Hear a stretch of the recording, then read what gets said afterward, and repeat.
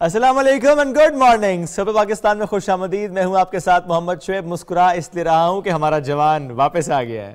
بالکل ایسے ہی, اور میں ہوں آپ کے ساتھ آپ کی میزبان اور آپ کی میزبان زریعہ عارف, اس امید کے ساتھ کہ آج کا دن نہ صرف میرا صحت بھرا اور بہت اچھا سا گزرے, بلکہ وہ تمام لوگ جو بیمار ہیں اللہ تعالیٰ انہیں شفائے کاملہ نصیب فرمائے, اور وہ لوگ جو کہ بیمار نہیں ہیں لیکن انہیں ہلکا پھلکا نزلہ کھانسی زکام ہے تو بد احتیاطی ہرگز مت کیجیے, اور بالخصوص جن کا تعلق پنجاب سے ہے یا جو لاہور صرف چکر لگانے کے لیے گئے ہیں, کسی عزیز کو ملنے کے لیے گئے ہیں, وہ ذرا کوشش کریں کہ سویٹرز پہنے رکھیں اور فیس پر ماسک کا استعمال لازمی برقرار. یہ بہت بہت اچھی ہے ذریعہ, چونکہ اس ویکینڈ پہ میں بھی جب لاہور گیا تو دا مومنٹ آئی انٹرڈ تو میں نے سوچا کہ بس ماسک لگا لو بھائی, کیونکہ ماسک کے بغیر اب گزارا نہیں ہے. جو وہاں رہتے ہیں شاید وہ اب اس کے عادی ہو چکے ہیں اسموگ کے, لیکن جو باہر سے جانے والے ہیں وہ بالکل عادی نہیں ہیں, تو پھر فوراً سے بیمار ہو جاتے ہیں. جس طرح ذریعہ آپ بھی لاہور گئیں تو چانس ہے کہ شاید اسموگ ایک ریزن ہو, پر ظاہر ہے اس کی وجہ سے, کیونکہ جب آپ کسی الگ انوائرمنٹ میں رہ رہے ہیں اور آپ کسی اور ماحول میں, کیونکہ آپ اس کے عادی نہیں, جیسے کہ آپ نے درست کہا, تو آپ کو وہ ایک منٹ کے لیے وہ ویدر بڑا جو ہے نا امپیکٹ ڈالتا ہے. آپ کے بچے جو ہے وہ بھی اس سے متاثر ہوتے ہیں, مطلب آپ کا بیٹا بھی بیمار ہوا, اور پھر مطلب میں اگر کہوں کہ میں تو اچھی بھلی لڑکی ہوں, مجھے پتہ ہے اپنے نفع کا نقصان کے, لیکن اس کے باوجود جو انسانی جان ہوتی ہے نا وہ بہت ہی حساس ہوتی ہے, اس کے اوپر یہ اچھے برے بیکٹیریاز ہوں یا وائرس ہوں وہ اثر بہت جلدی کرتے ہیں. دوسرا ہم اسلام آباد والے نا اچھے ماحول میں رہنے والے کہیں اور جائیں تو برداشت نہیں کر پاتے. آج بھی یہی کہوں گی کہ میں لاہور والی, لیکن ہاں اسلام آباد سے محبت ہے, پیار ہے. نہیں اب رہتے ہیں نا اسلام آباد میں, ظاہر ہے ہمارا زیادہ وقت یہاں پر گزرتا ہے, تو دیٹ از دا ریزن کہ کسی اور انوائرمنٹ میں جائیں. ادروائز میں تو سمجھتا ہوں, میں تو کراچی والا ہوں, حالانکہ میں کراچی کا نہیں, بٹ میں زیادہ عرصہ رہا وہاں پر ہوں, تو پھر بھی جس جگہ آپ رہ رہے ہوتے ہیں اس ماحول کو جب آپ چھوڑ کے کہیں اور جاتے ہیں تو کچھ ایسے فیکٹرز ہوتے ہیں انوائرمنٹ ٹریگر کرتے ہیں آپ کو, اور الرجک ہو جاتے ہیں پھر آپ, تو اس کی وجہ سے پھر طبیعت ناساز ہوتی ہے, تو احتیاط کیجیے. چلیں جی بڑھتے ہیں آگے, اور یوں تو ہم نے بات کر لی ذرا صحت سے متعلق بھی کیسے اپنا خیال رکھنا ہے. ذرا آپ کھیل کے میدان سے جو اچھی خبر ہے وہ آپ کے ساتھ شیئر کرتے ہیں. پاکستان بمقابلہ بنگلہ دیش, پاکستان نے کیا زبردست پرفارمنس دکھائی ہے, اور پاکستان ڈھاکہ ٹیسٹ میں 1 اننگز اور 8 رن سے بنگال ٹائیگرز کو شکست دی ہے, اور یہ اپنے نام کیے سیریز کو 2-0 سے اپنے نام کیے. فالو آن کا شکار بنگلہ دیش, اور دوسری اننگز میں بھی وہ ناکام ہوئے. اور بالکل پاکستانی شاہینوں نے ایک بار پھر سے بھرپور پرفارمنس کا مظاہرہ کیا. T20 ورلڈ کپ کے بعد یہ پاکستان کا پہلا ٹیسٹ میچ اور T20 سیریز جو پاکستان نے کسی دوسرے ملک کے خلاف کھیلنی تھی اس T20 ورلڈ کپ کے بعد, اور پاکستان نے بہترین پرفارمنس کا مظاہرہ کیا. اور بنگلہ دیشی جو بلے باز ہیں, چاہے ان کی گھومتی ہوئی گیندیں ہوں یا پھر ان کے چھکے چوکے ہوں, تو جہاں پر انہوں نے دیکھا تو باؤنسر مارا ہے, جہاں پر انہوں نے دیکھا پاکستانی شاہینوں نے تو انہوں نے بڑے بھرپور انداز میں فیلڈنگ کر کے ان کی اچھلتی ہوئی کودتی ہوئی گیندوں کو ہاتھوں میں کیچ کیا اور انہیں باؤنڈری سے باہر ہرگز جانے نہیں دیا. تو ڈھاکہ ٹیسٹ کے آخری روز بنگلہ دیش نے 7 وکٹ کے نقصان پر 6 رن سے میچ کا آغاز کیا, تو اس کے باقی 3 کھلاڑی بھی مزید 11 رنز بنا کر آؤٹ ہوئے, اور یوں ہم نے دیکھا کہ میزبان ٹیم پہلی اننگز میں 87 رنز بنا کر فالو آن کا شکار. ایگزیکٹلی. دوسری اننگز میں پاکستانی بالرز کی شاندار باؤلنگ کی بدولت بنگلہ دیشی ٹیم 205 رنز پر ڈھیر ہوئی. پاکستانی بالر ساجد خان نے دونوں اننگز میں 12 وکٹیں حاصل کی ہیں, تو یہ تو زبردست ان کی پرفارمنس ہے. ساجد خان کی میچ کے بہترین کھلاڑی قرار پائے ہیں, اور عابد علی کو سیریز کا بہترین کھلاڑی کا ایوارڈ دیا گیا ہے. T20 سیریز کے بعد ٹیسٹ سیریز بھی پاکستان نے اپنے نام کر لی ہے. زبردست گرین شرٹس, اور آپ واپس آ جائیں گے آج ہماری ٹیم. اب بڑھتے ہیں آگے, اور آپ کو لے کر چلتے ہیں KP, جہاں پر کل گئے تھے وزیر اعظم پاکستان عمران خان صاحب. پشاور کا ان کا دورہ تھا, اور اس دورے میں کیا زبردست اعلانات ہوئے. چونکہ ایک تو ہم نے دیکھا کہ مائکرو ہیلتھ انشورنس کارڈ, اس کا اجرا ہونا, کہ یوں تو پہلے بھی ہم نے دیکھا کہ سٹارٹ ہم نے KP سے کیا تھا, یعنی پاکستان تحریک انصاف نے KP سے ہی سٹارٹ کیا تھا کہ جو شہری ہیں ان کو صحت انصاف کارڈ ملے.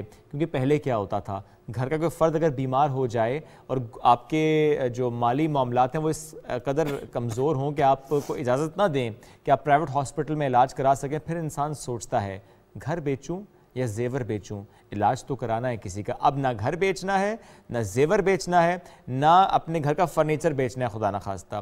جو صحت انصاف کارڈ ہے اس کے ذریعے اب علاج ہوگا, مفت علاج ہوگا, معیاری علاج ہوگا. پرائیویٹ ہاسپٹلز بھی آن بورڈ ہیں. یہ مائکرو ہیلتھ کا انشورنس پالیسی اس کا اب اجرا کر دیا گیا ہے, اور اس کی وجہ سے میں کہوں گا کہ اب دوسرے جو صوبے ہیں نا وہ بھی اس کو انشاءاللہ فالو کریں گے. اچھا, اس میں یہ بھی جب آپ نے دوسرے صوبوں کا ذکر کیا نا شریف, تو صرف اس میں KPK کا صوبہ ہی شامل نہیں ہے. بہت جلدی کہا جا رہا ہے کہ پورے پنجاب میں सेहत कार्ड जो है वो डिस्ट्रीब्यूट कर दिए जाएंगे। 3 माह का ये वक्त दिया जा रहा है कि 3 माह के अंदर अंदर जितने भी पंजाब के रहने वाले शहरी हैं उन तक ये सेहत इंसाफ कार्ड जो है वो जरूर पहुंचाए जाएंगे, जबकि बलूचिस्तान में भी सेहत कार्ड देने का फैसला किया गया है। तो यूं तो सिंध के जो आवाम है उनका भी ख्याल किसी न किसी ने रखना है, लेकिन कहते हैं कि 18वीं तरमीम के बाद इख्तियारात सूबों को मुंतकिल कर दिए गए हैं। तो देखना ये है कि सूबा सिंध की तरफ से इस पर कितनी जल्दी स्टेप इन किया जाता है और वो कब तक इस मामले पर गौर फिक्र करके सिंध के अवाम के लिए भी ये इस अहम मसले पर नजरसानी करते हैं। लेकिन KPK वालों को एक अच्छी खबर मिल गई है, बहुत जल्द ही ये खबर पहुंचाई है पंजाब, फिर उसके बाद हम देखेंगे कि ये सेहत कार्ड पहुंचेगा बलूचिस्तान। आई विश जहां पर हुकूमत पीपल्स पार्टी के वो ये जरूर सोच ले, भले हुकूमत पीपल्स पार्टी की है लेकिन रहने वाले तो उनके अपने हैं ना, हमारे अपने हैं, तो ये ज़रूर सोच लें कि जो अच्छे काम हो रहे हैं चाहे वो पाकिस्तान तहरीक इंसाफ गवर्नमेंट कर रही है तो पीपल्स पार्टी भी इसको ज़रूर फॉलो करे और सिंध में बसने वालों के लिए भी ये कार्ड होना चाहिए। ये बहुत अच्छा स्टेप है और जब हम बात करते हैं ना सेहत इंसाफ कार्ड की और उसके बाद जिस तरह इसको इम्प्लीमेंट किया जाएगा, जिस तरह से आप इससे मुस्तफ़िद हो पाएंगे, तो यहाँ मैं ज़रूर ये कहूँगा कि करप्शन नहीं करनी। और ये मैं बात क्यों कर रहा हूँ, क्योंकि ये हमने देखा है कि जब भी गवर्नमेंट या कोई इदारा किसी को फैसिलिटेट करने की बात करता है उसके बाद होता क्या जी, अच्छा रसीद ज़्यादा बना दो, ऐसे कर दो, यानी वो पैसे निकालने की जो कोशिश की जाती है वो नहीं करनी। ये बात आज के दिन मैं इसलिए कर रहा हूँ चूँकि आज पाकिस्तान समेत दुनिया भर में इंसदाद बदउनवानी का दिन मनाया जा रहा है। कैसे करप्शन से पाक ये पाकिस्तान हो, इसके लिए हमारा किरदार होना चाहिए, आज हम उसकी बात करते हैं। योर राइट योर रोल से नो टू करप्शन, ये इस साल का उन्वान है। तो हमें ये ज़रूर इस पर कोशिश करनी है कि सिर्फ आज का दिन इस पर सेमिनार्स ना हो, इस पर बात ना हो, बल्कि अपने किरदार में हमने वो तब्दीली लेकर आनी है कि अगर खुद नहीं कर रहे तो किसी को करने भी नहीं देनी। जिम्मेदारी ये भी है ज़रिए आपकी, कोई कर रहा हो तो हम उसे भी रोकें। ऐसा ही अच्छा, इसमें जब आपने कहा ना कि जिम्मेदारी ये भी है कि जब कोई कर रहा हो हम उसे रोकें, ये कहते हैं ये छोटे छोटे से अमाल है। हम ये नहीं दे सकते कि हुकूमती खजाने से किसने कितना बड़ा खजाना लूट लिया। बाज़ औक़ात अगर आप किसी का हक भी मार रहे हैं ना तो वो भी करप्शन के ज़ुमरे में आता है। मतलब ये कि एलिजिबल कोई है इस चीज़ के लिए, लेकिन आप वहां पर ना चाहते हुए भी उस चीज से फैसिलिटेट हो रहे हैं, तो मतलब ये एक करप्शन है। दूसरा ये होता है कि हम लोग बस स्टैंड्स पर जाते हैं, कहीं पर अगर हम किसी ऑफिस के एम्प्लॉय हैं, हम लोगों के रीइंबर्समेंट्स के इश्यूज होते हैं, हम लोगों की बहुत सारी चीज़ें होती हैं, कुछ अद्वियात होती हैं जो हमें पता होता है कि हाँ हम इस तरह से इस्तेमाल करेंगे तो ये इंश्योरेंस हमें उस लिहाज से मिल सकती है। कभी कभी वो चीज़ हमारे इस्तेमाल में नहीं होती लेकिन हम उसकी एवेल्युएशन करवा लेते हैं, उसके पैसे ले लेते। तो ये सोचिए कि आपके अलावा भी बहुत सारे मुस्तहिक ऐसे लोग हैं जो उसी ऑफिस से वाबस्ता हैं। तो आप कोशिश करें कि अगर आप वो चीज अफोर्ड कर पा रहे तो वेल एंड गुड, अगर आप नहीं कर पा रहे तब आप उन पैसों का इस्तेमाल करें। लेकिन जब हम हुकूमती सतह पर, बैनुल-अक़वामी सतह पर इस किस्म की करप्शन की बात करते हैं तो जो रिसेंट फिगर सामने आए हैं अदाद-ओ-शुमार के मुताबिक बताया जा रहा है कि मौजूदा हुकूमत के इब्तदाई 3 सालों में नैब ने माजी में लूटे गए 484 अरब रुपए रिकवर किए हैं। मतलब कि 484 ये बिलियन रुपीस का जो टारगेट है वो नैब की तरफ से अचीव किया गया। जबकि हम अगर माजी की बात करें 1999 से लेकर 2017 तक के अदाद-ओ-शुमार तो वो 290 अरब रुपए, लेकिन कहाँ शेब 484 और कहाँ 290 अरब का जो टारगेट था वो उतने सालों में अचीव किया गया। क्योंकि कहना चाहिए नजर अब यहाँ पर कि पाकिस्तान तहरीक इंसाफ की हुकूमत ये नारा लगा कर आई थी कि हम करप्शन से पाक करेंगे पाकिस्तान, और इस दौर में जो फिगर्स आपने शेयर की ये वाकई हौसला अफजा है। और इंशाल्लाह आगे आने वाले दिनों में वक्तों में हम ये ज़रूर देखेंगे जो माजी में लूटी की दौलत है, जिसने भी लूटी हो, वो चाहे कोई सियासी जमात हो, चाहे कोई शख्स हो, चाहे कोई इदारा हो, वो लूटी हुई दौलत वापस ज़रूर हमने हासिल करनी है। चूँकि इस पर सिर्फ बात कर देना काफ़ी नहीं है, वो दौलत जो पाकिस्तान की है यहाँ से बाहर चली गई है, बाहर के बैंकों में पड़ी है, बाहर जो इन्वेस्ट किया हुआ है वो सारी दौलत पाकिस्तान वापस आनी चाहिए, क्योंकि उस पर हक पाकिस्तान का है, हक पाकिस्तान में बसने वालों का है। बढ़ते हैं आगे। 9 दिसंबर की चूँकि हम बात कर रहे हैं, आज जिस तरह हमने करप्शन के मुतालिक बात की कि कैसे हमें एंटी करप्शन एक्ट्स लेकर आने हैं, कैसे ऐसी पॉलिसीज़ लेकर आनी है। इसके साथ साथ इससे पहले कि एक और आलमी दिन की मैं बात करूँ जो कि आज ही की दिन है, तो क्यों ना उस दिन से पहले, उस पर बात करने से पहले मैं सुलगती वादी कश्मीर की बात करूं। कश्मीर में आज क्या है ये आप भी जानते हैं, ये मैं भी जानता हूं। कश्मीर एक खुली जेल में तब्दील है। कश्मीर जहां 70 लाख से ज़ायद कश्मीरी घरों से बाहर भी उस तरीके से निकल नहीं पाते। کشمیر وہ سلگتی وادی، جب اس کی ہم بات کرتے ہیں تو وہاں پر اگر انٹرنیٹ سروس معطل کر دی جائے، وہاں لوگوں سے جینے کا حق چھین لیا جائے، زمین تنگ کر دی جائے، وہاں زمین ان سے چھین لی جائے، جو پہلے لاس تھے ان لاس کو ختم کر دیا جائے، اگر پہلے کوئی نان کشمیری وہاں زمین خرید نہیں سکتا اسے حق مل جائے کہ انڈیا سے کوئی بھی آئے وہاں زمین خرید لے، کوئی بھی آئے وہاں شادی کر لے، کوئی بھی آئے وہاں بس جائے، اس کا مطلب کیا ہے؟ گڑبڑ کر رہی ہے مودی سرکار اور کھلم کھلا کر رہی ہے، کوئی روکنے والا نہیں ہے۔ نسل کشی ہو رہی ہے کشمیریوں کی، اور یہ سب سے بڑی نسل کشی ہے جو کہ اس وقت دنیا میں ہم کشمیر میں دیکھ رہے ہیں، لیکن عالمی ادارے شاید نہیں، یقیناً سو رہے ہیں، خاموشی ہے، اور ہم یوں کہیں گے شاید کہ وہ قابل گوش کے مزے لے رہے ہیں، خاموش تماشائی کا کردار ادا کرے، کیونکہ انہیں شاید 70 لاکھ کشمیریوں کی جو ہے، ان کی سسکیاں ہیں، نہ وہ سنائی دیتی ہیں نہ وہ دکھائی دیتی ہیں، کیونکہ انہوں نے مواصلاتی طور پر اس قسم کا بلیک آؤٹ وہاں پر کر رکھا ہے کہ نہ تو ہم ان کشمیریوں کی سسکتی آوازوں کو سن سکتے ہیں، کیونکہ کبھی ایسا ہوتا تھا کہ ہمارے پیارے ہمیں فون کال کر لیا کرتے تھے اور ان کی آواز سے، ان کے لہجے سے معلوم ہو جایا کرتا تھا کہ وہ کس حد تک تکلیف میں ہیں، لیکن آج وہ تکلیف ہم سن نہیں سکتے، کیونکہ وہاں پر مواصلاتی نظام جو ہے اسے تباہ و برباد کر دیا گیا ہے، وہاں پر انٹرنیٹ کی سروسز موجود نہیں ہیں، ہم جان نہیں سکتے کسی بھی سوشل ویب سائٹ کے تھرو کہ ہمارے عزیز، ہمارے پیارے کس حالت میں ہیں۔ تو یہ ہیں وہ 70 لاکھ کشمیری جن کی نسل کشی کی جا رہی ہے۔ تو میں یہی کہوں گی کہ آج 70 لاکھ کشمیریوں کی نسل کشی کا عالمی دن منایا جا رہا ہے۔ اور جب نسل کشی کی ہم بات کر رہے ہیں تو جینوسائیڈ کے کیا کیا ایلیمنٹس ہیں جس پر بات کرنا بہت ضروری ہے، کیا کیا ایسے سٹیپس ہیں جو ریاست نے لینے ہیں، کیا کیا ایسے سٹیپس ہیں جو عالمی اداروں نے لینے ہیں، اس پر ایک رپورٹ تیار کی ہے، آپ کو دکھاتے ہیں۔ ہر سال 9 دسمبر نسل کشی کی روک تھام اور اس کے متاثرین کی یاد میں عالمی دن کے طور پر منایا جاتا ہے۔ نسل کشی سے مراد کوئی بھی ایسی کارروائی جس کا ارتکاب کسی قومی، نسلی یا مذہبی گروہ کو مکمل یا جزوی طور پر تباہ کرنے کے ارادے سے کیا گیا ہو، کسی مخصوص گروپ کے ارکان کو قتل کرنا، شدید جسمانی یا ذہنی نقصان پہنچانا، جان بوجھ کر زندگی کے حالات کو متاثر کرنا جو اس کی جسمانی تباہی کا سبب بنے، اور بچوں کو زبردستی دوسرے گروہ میں منتقل کرنا، یہ سب کارروائیاں نسل کشی کے زمرے میں آتی ہیں، اور اس کو روکنے کی بنیادی ذمہ داری ریاست پر عائد ہوتی ہے۔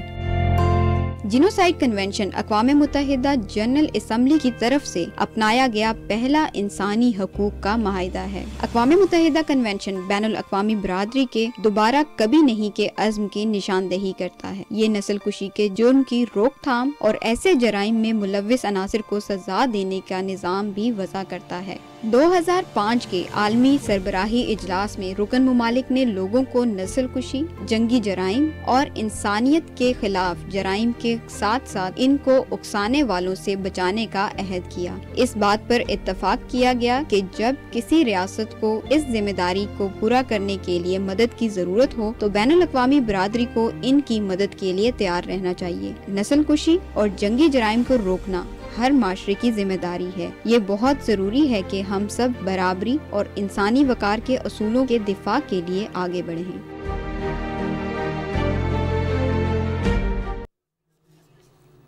جی، تو یہ رپورٹ صرف رپورٹ کی حد تک نہیں ہے، ہم یہی کہیں گے کہ ایک معصوم سی کوشش ہے ان لوگوں کو نیند سے جگانے کی جو کہ شاید کہیں سو بیٹھے اور انہیں معلوم نہیں ہے کہ اس دنیا میں کیا کچھ ہو رہا ہے۔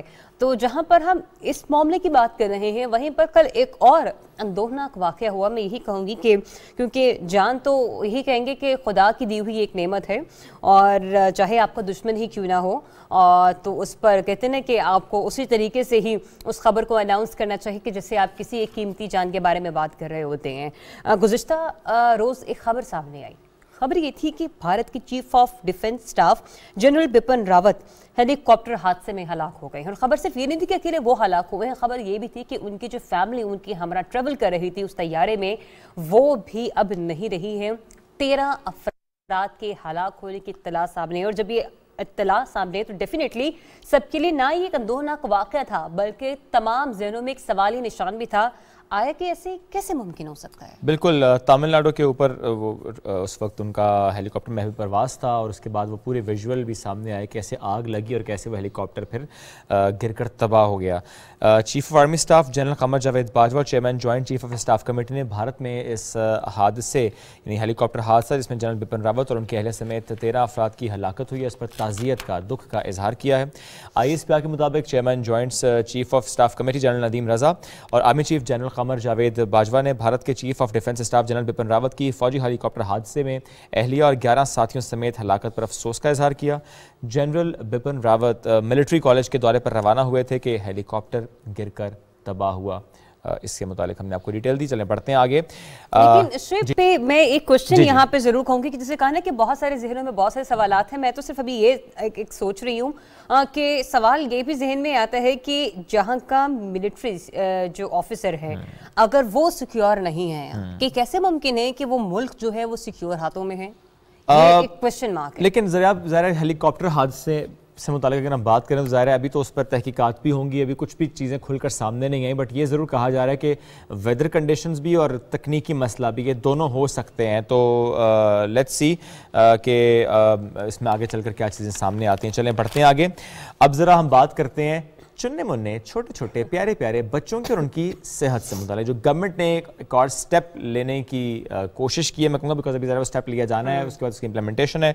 वज़ारत सेहत ने बच्चों के लिए जो फार्मूला मिल्क होता है इससे मुताल्लिक़ जो कवानीन है उसे मज़ीद सख्त करने का फ़ैसला कर लिया है कि ताकि जो ख़वातीन हैं वो बच्चों को दूध पिलाएं, यानी मदर फीडिंग को प्रमोट किया जा सके, क्योंकि ज़ाहिर है बच्चों के लिए जो सबसे ज़्यादा ज़रूरी है जब उनकी पैदाइश होती है उसके बाद से लेकर 2 साल तक कि वो माँ का दूध पिएं। एक तो ज़रा किसी न किसी वजह से अगर वो माँ का दूध नहीं बच्चा पी रहा है, माँ दूध नहीं पिला रही, तो फिर तो समझ आती है कि आप दूसरा दूध बच्चे को देते हैं। लेकिन अगर सिर्फ और सिर्फ इसलिए कि देना नहीं है, फैशन है, या फॉर दैट मैटर किसी और वजह से नहीं आपने दूध पिलाना बच्चे को, तो ये बच्चे के साथ ज़्यादती है। तो ये समझने की भी ज़रूरत है कि वो माँ के लिए भी सेहतमंद चीज़ होती है कि आप बच्चे को दूध पिलाएं, बच्चे के लिए डेफिनेटली है ही। तो इसलिए अभी कहा जा रहा है कि जो फार्मूला मिल्क है उस पर बाकायदा तौर पर ये कहा जाएगा कि ये मिल्क नहीं है। अच्छा वैसे भी लिखा होता है कुदरती दूध नहीं है, ना उसका नेमुल बदल है, लेकिन फिर भी मिल्क का जो एक लफ्ज़ है वो साथ अटैच होता है, तो अब ये भी अटैच नहीं रहेगा। एग्जैक्टली और ये भी कहा जा रहा है कि इस किस्म की जो भी एडवर्टाइजिंग होंगी उसको भी महदूद कर दिया जाएगा ताकि ये कम से कम टेलीकास्ट हो इलेक्ट्रॉनिक मीडिया पर या फिर प्रिंट मीडिया पर या फिर रेडियो मीडिया पर, ताकि इसकी फ्रीक्वेंसी को सेट करते हुए उसको महसूस खाते रखते हुए इसकी मार्केटिंग को थोड़ा सा महदूद कर दिया जाए। और फिर जैसे कि शुएब आपने कहा कि इस किस्म के जो मिल्क पैक्स होंगे उनके ऊपर से मिल्क का जो वर्ड है उसे हज़फ कर दिया जाएगा, उसे खत्म कर दिया जाएगा, क्योंकि वो फॉर्मूला मिल्क है या वो एक क्रीम हो सकता है, एक पाउडर हो सकता है, वो एक्चुअल में वो दूध नहीं है जो कि एक बच्चे को रिक्वायर होता है। चाहे हम लोग किसी डॉक्टर से बात करें या फिर किसी न्यूट्रिशनिस्ट से बात करें तो वो यही बताते हैं कि जो शीर ख्वार बच्चा है उसको शीर ख्वार कहा इसलिए जाता है क्योंकि वो माँ की गोद में पनप रहा होता है और वो बच्चा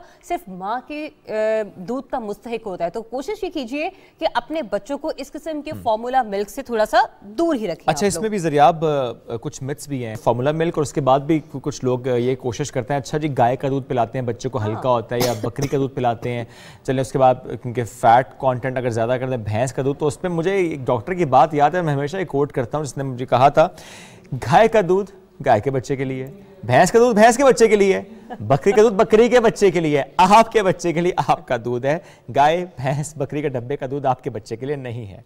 चलें बढ़ते हैं जनाब आगे और ई पासपोर्ट की बात करें जरिए। बिल्कुल ई पासपोर्ट की बात करते हैं क्योंकि पाकिस्तान बहुत जल्दी ई पासपोर्ट की फहरिस्त में शामिल हो जाएगा। वफाकी वज़ीर दाखिला शेख रशीद साहब की तरफ से कल कहा गया कि पाकिस्तान जल्द ई पासपोर्ट के दौर में दाखिल हो जाएगा, जिसके बाद इमिग्रेशन का सारा अमल जो है वो ऑनलाइन हो जाएगा, जो कि बहुत अच्छी बात है। और फिर मेरे ख्याल से जो हम लोगों को भी बड़ी परेशानी का सामना करना पड़ रहा था, बड़ी हजीमत उठानी पड़ रही थी जब हमने दुबई ट्रैवल करना था, उस वक्त हमने देखा कि पाकिस्तान में इस वक्त सिस्टम क्या है, किस तरह से आपको लंबी कतारों में लगना पड़ता है और उसके बाद जाके आपकी इमिग्रेशन का जो प्रोसीजर है वो कंप्लीट होता है। लेकिन जब हम दुबई पहुंचे तो वहाँ पर सिस्टम थोड़ा मुख्तलिफ था, क्योंकि वहाँ पर ऑनलाइन सिस्टम जो है वो ऑटोमेटिकली चल रहा था, जिसकी वजह से लोगों को इतनी दिक्कत का सामना नहीं करना पड़ रहा था। तो हम ये कह सकें کہیں گے کہ پاکستان جو ہے وہ ترقی پذیر ممالک کے دور میں شامل تو ہے ہی، لیکن اس فہرست میں بھی اب آگے نکل رہا ہے۔ بلکہ مجھے یاد ہے کہ ذریعہ کہ امیگریشن، اگر ہم یہاں سے جب امیگریشن کرائے تو لمبی قطار، اور جب وہاں سے امیگریشن ہو رہی تھی تو ہمیں دونوں کو معلوم ہی نہیں ہوا کہ امیگریشن ہو گئی ہے، we were confused کہ واقعی ہو گئی ہے، مطلب کسی کاؤنٹر پر نہیں گئے، یہ ہوا کیا،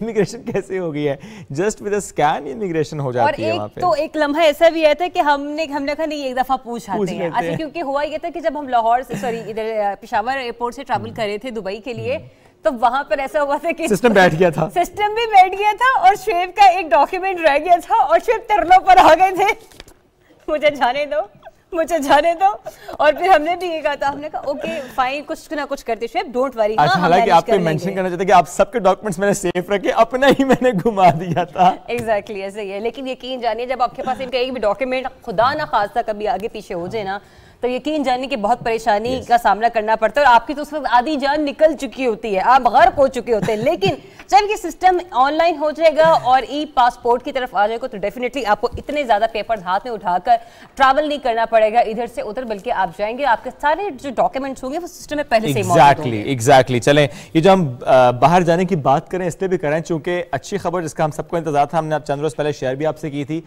کہ جو سعودی عرب نے پابندی لگائی تھی پاکستان سمیت کچھ ممالک پر عمرے کی پابندی ہٹا لینے کے بعد اب کل بلکہ پرسوں یہ اچھی خبر آئی کہ جو ویزا ہے وہ ایشو کیا جا رہا ہے، یعنی پاکستانی زائرین کے لیے بڑی اچھی خبر ہے کہ اب ویزا جو ہے وہ ایشو ہونا شروع ہو گیا۔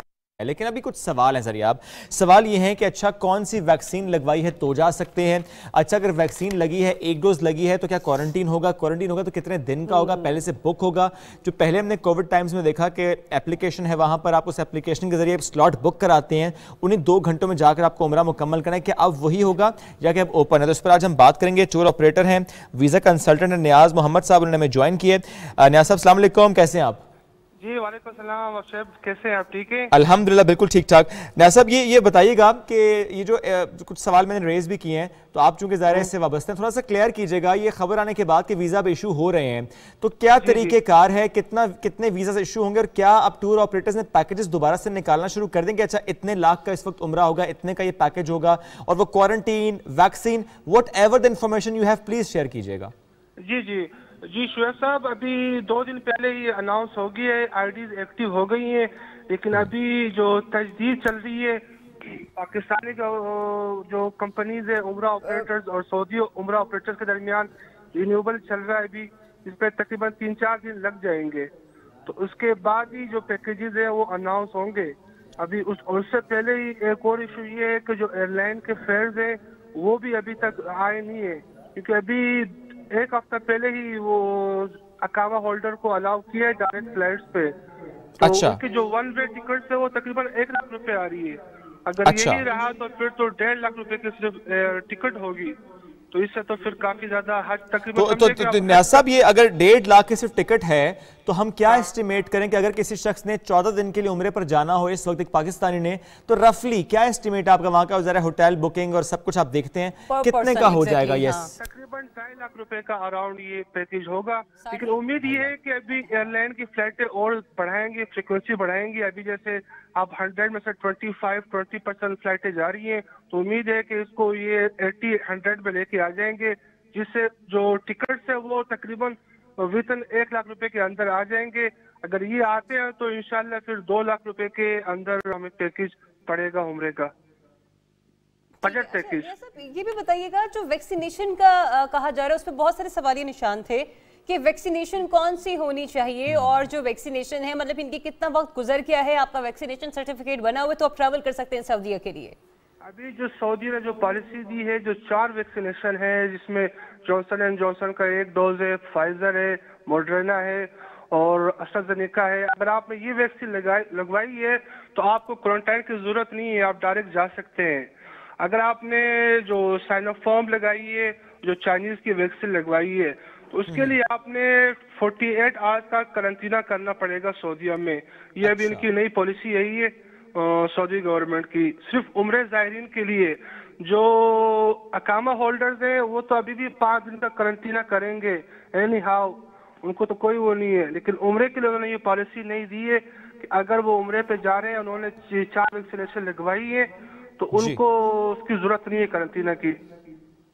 ठीक है Nasir, thank you very much, साथ मौजूद थे आप और इससे मुतालिक हमसे डिटेल्स शेयर कर रहे थे, क्योंकि ज़ाहिर है इस वक्त खुशी की दूर है, लेकिन हम सबको ये जानने की भी एक चाह है कि अच्छा अगर उम्रा इस वक्त खुल चुका है तो तरीक़ेकार क्या है। एग्जैक्टली ऐसा ही है, लेकिन यहाँ पर अभी भी खबर कहा जा रहा है ना कि 2 से 2.5 लाख रुपए में आपको पर पर्सन का उम्रा पड़ सकता है, लेकिन कोशिश की जाएगी या हुकूमत पाकिस्तान की तरफ से कि लोगों के लिए उस हिसाब से कुछ इंतजामात या सहूलियात का जो है वो फैसला किया जाए, इक़दाम उठाया जाए, ताकि ये जो उम्रा की रकम है इसमें थोड़ी सी कमी वाक़ई हो सके, क्योंकि बहुत से लोग ऐसे हैं कि बहुत से वक्त से इंतजार कर रहे हैं कि वो जाकर ये उम्रा परफॉर्म कर सके। अच्छा, आई थिंक इसमें उम्रे के पॉइंट ऑफ व्यू से तो शायद गवर्नमेंट कुछ ना कर सके, बिकॉज़ ज़ाहिर है ये गवर्नमेंट ऑफ सऊदी और फिर प्राइवेट टूर ऑपरेटर्स के दरमियान सारा मामला, हाँ हज के मामले में हो सकता है। हम इसमें ये कह सकते हैं कि चेक एंड बैलेंस, ट्रांसपेरेंसी, क्योंकि बाजू का ऐसा होता है कि आपको जो टिकट्स हैं वो मतलब उस तरह से नहीं मिलते, कुछ मखसूस एजेंसीज ऐसी होती हैं जो कि उन ट्रैवलिंग या टिकटिंग के ऊपर सिर्फ अपनी उजारादारी कायम रखती है, तो जरा वहां पर चेक एंड बैलेंस को ये ऐसे कोई ऑफर्स ले आए सामने कि अच्छा उम्रा ज़ायरीन के लिए थोड़ा सस्ते टिकट्स, तो फिर एक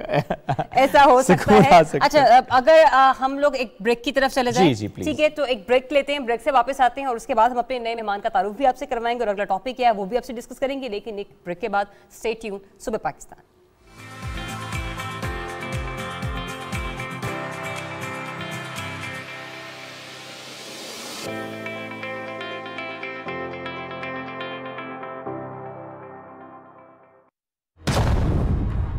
इस कोविड से जंग में हमने बहुत कुछ खोया, मगर अब और नहीं।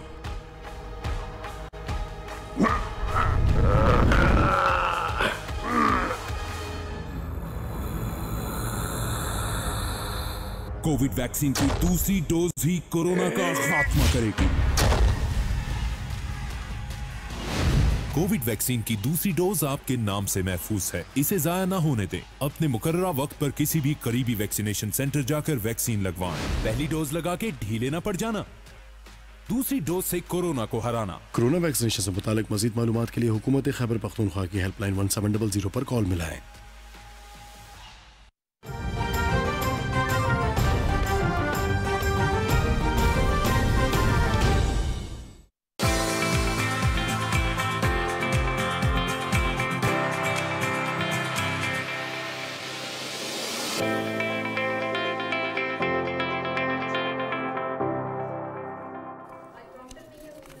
चलो करता हूँ।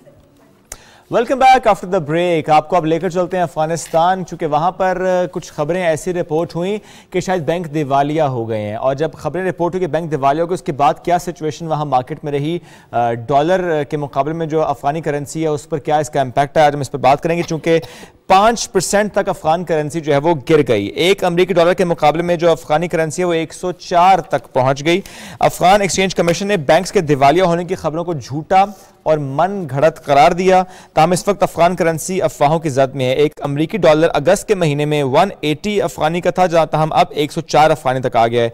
अफगान ताजरों का कहना है कि अफगान करेंसी की कदर उस वक्त गिरी जब यह अफवाह फैली कि अफगानिस्तान के जो मरकजी बैंक हैं उस समेत 5 और बैंक हैं वो दिवालिया हो गए हैं। एग्जैक्टली इस किस्म की अगर खबरें सामने आएंगी तो डेफिनेटली हम ये देखेंगे पहले अफगानिस्तान में सूरत हाल इंतहाई ख़राब है मौशी तौर पर अगर हम देखें, क्योंकि वज़ीर आज़म पाकिस्तान इमरान खान साहब भी जो कि दीगर ममालिक हैं, जो कि दीगर इस्लामी ममालिक हैं, उनसे भी इस बारे में अपील कर चुकी हैं कि वो अफगानिस्तान के लोगों का साथ दें और उन्हें इमदाद जो है वो प्रोवाइड करें। लेकिन ऐसे में अगर इस किस्म की अफवाहें सामने आएंगी तो डेफिनेटली वहाँ के बैंक जो हैं वो दिवालिया होने का खदशा और ख़तरा पाया जा रहा है। तो इस पर बात कर लेते हैं। आज हमें प्रोग्राम में ज्वाइन करें इकोनॉमिस्ट डॉक्टर उस्मान चौहान साहब, उन्हें वेलकम करते हैं। अस्सलाम वालेकुम चौहान साहब एंड वेरी गुड मॉर्निंग, कैसे हैं आप?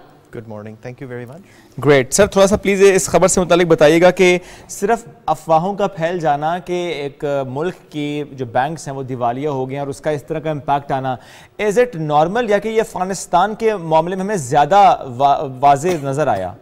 जी, ये अफगानिस्तान के सिलसिले में ज़्यादा वाज़ेह तो नज़र आया है, लेकिन एक बैंकारी निज़ाम में इस्तेहकाम ज़रूरी होता है और एतमाद होना ज़रूरी होता है अवाम का उस निज़ाम पे। तो चूँकि एतमाद वैसे ही इन हालात में थोड़ा सा मुश्किल है, अफ़गानिस्तान को बेशुमार मसाइल दरपेश हैं, तो वो एतमाद नहीं है, इस वजह से अफवाहों का शिकार ज़्यादा आसानी से हो सकते हैं। ठीक है, क्या उसका इम्पैक्ट उस मुल्क के अलावा खित्ते पर भी पड़ता है?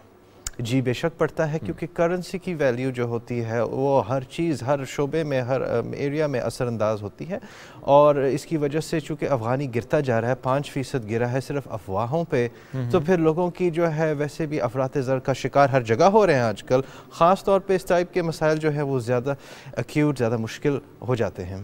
اچھا شوہان صاحب یہ بھی بتائیے گا، افغان کرنسی کا اس وقت گرنا افغانیوں کے لیے کس حد تک جو ہے وہ نقصان دہ ثابت ہو سکتا ہے، اور کون سے ایسے ممالک ہیں جو سے ذرا زیادہ فائدہ اٹھا سکتے ہیں؟ مطلب یہ نہیں کہ ایک تو پہلے وہاں کی جو معاشی پالیسیاں ہیں وہ ناکامی کی صورتحال سے دوچار ہیں، اور ایسے میں اس قسم کی اگر خبریں سامنے آئیں گی تو زیادہ برے طریقے سے دیکھیں گے کہ معاشی بحالی کا شکار ہو سکتا ہے وہاں کا معاشرہ۔ جی اس کا فائدہ تو خیر کوئی بھی نہیں ابھی اٹھا سکتا، بیکاز ان کی کرنسی جو ہے لیکوڈ نہیں ہے، یعنی کہ وہ اس طرح سے اس کا تبادلہ دوسری کرنسیز کا آسانی سے نہیں ہو رہا، کوئی افغانی کو اپنی جیب میں ڈالنا بھی نہیں چاہ رہا، وہ تو مجبوراً ڈال رہے ہیں کیونکہ ڈالرز کی جو وہاں جتنی بھی اماؤنٹ تھی وہ کم ہوتی جا رہی ہے دن بدن، اور جو ان کے افغانی ایسٹس باہر ہیں سینٹرل بینکس میں فوراً، خاص طور پہ امریکہ کی ٹریجری کے نیچے، وہ ان کے ہاتھوں میں نہیں ہیں۔ تو افغانستان کی کرنسی کی اصل ویلیو کیا ہے؟ چونکہ ایک لیکوڈ کرنسی نہیں ہے، ٹریڈ نہیں کیا جا رہا اس میں، تو ہمیں ویسے بھی نہیں پتہ کہ کیا یہ 100 کے برابر ہے یا 200 یا 400 کا کہا نہیں جا سکتا۔ ٹھیک سر، چونکہ اس سے پہلے آپ نے کہا کہ اس کا امپیکٹ خطے پر بھی پڑتا ہے، تو پاکستان پر اس کا اس وقت کیا امپیکٹ ہمیں نظر آ رہا ہے، یا کہ آئندہ آنے والے دنوں میں ہمیں اس کا امپیکٹ نظر آئے گا؟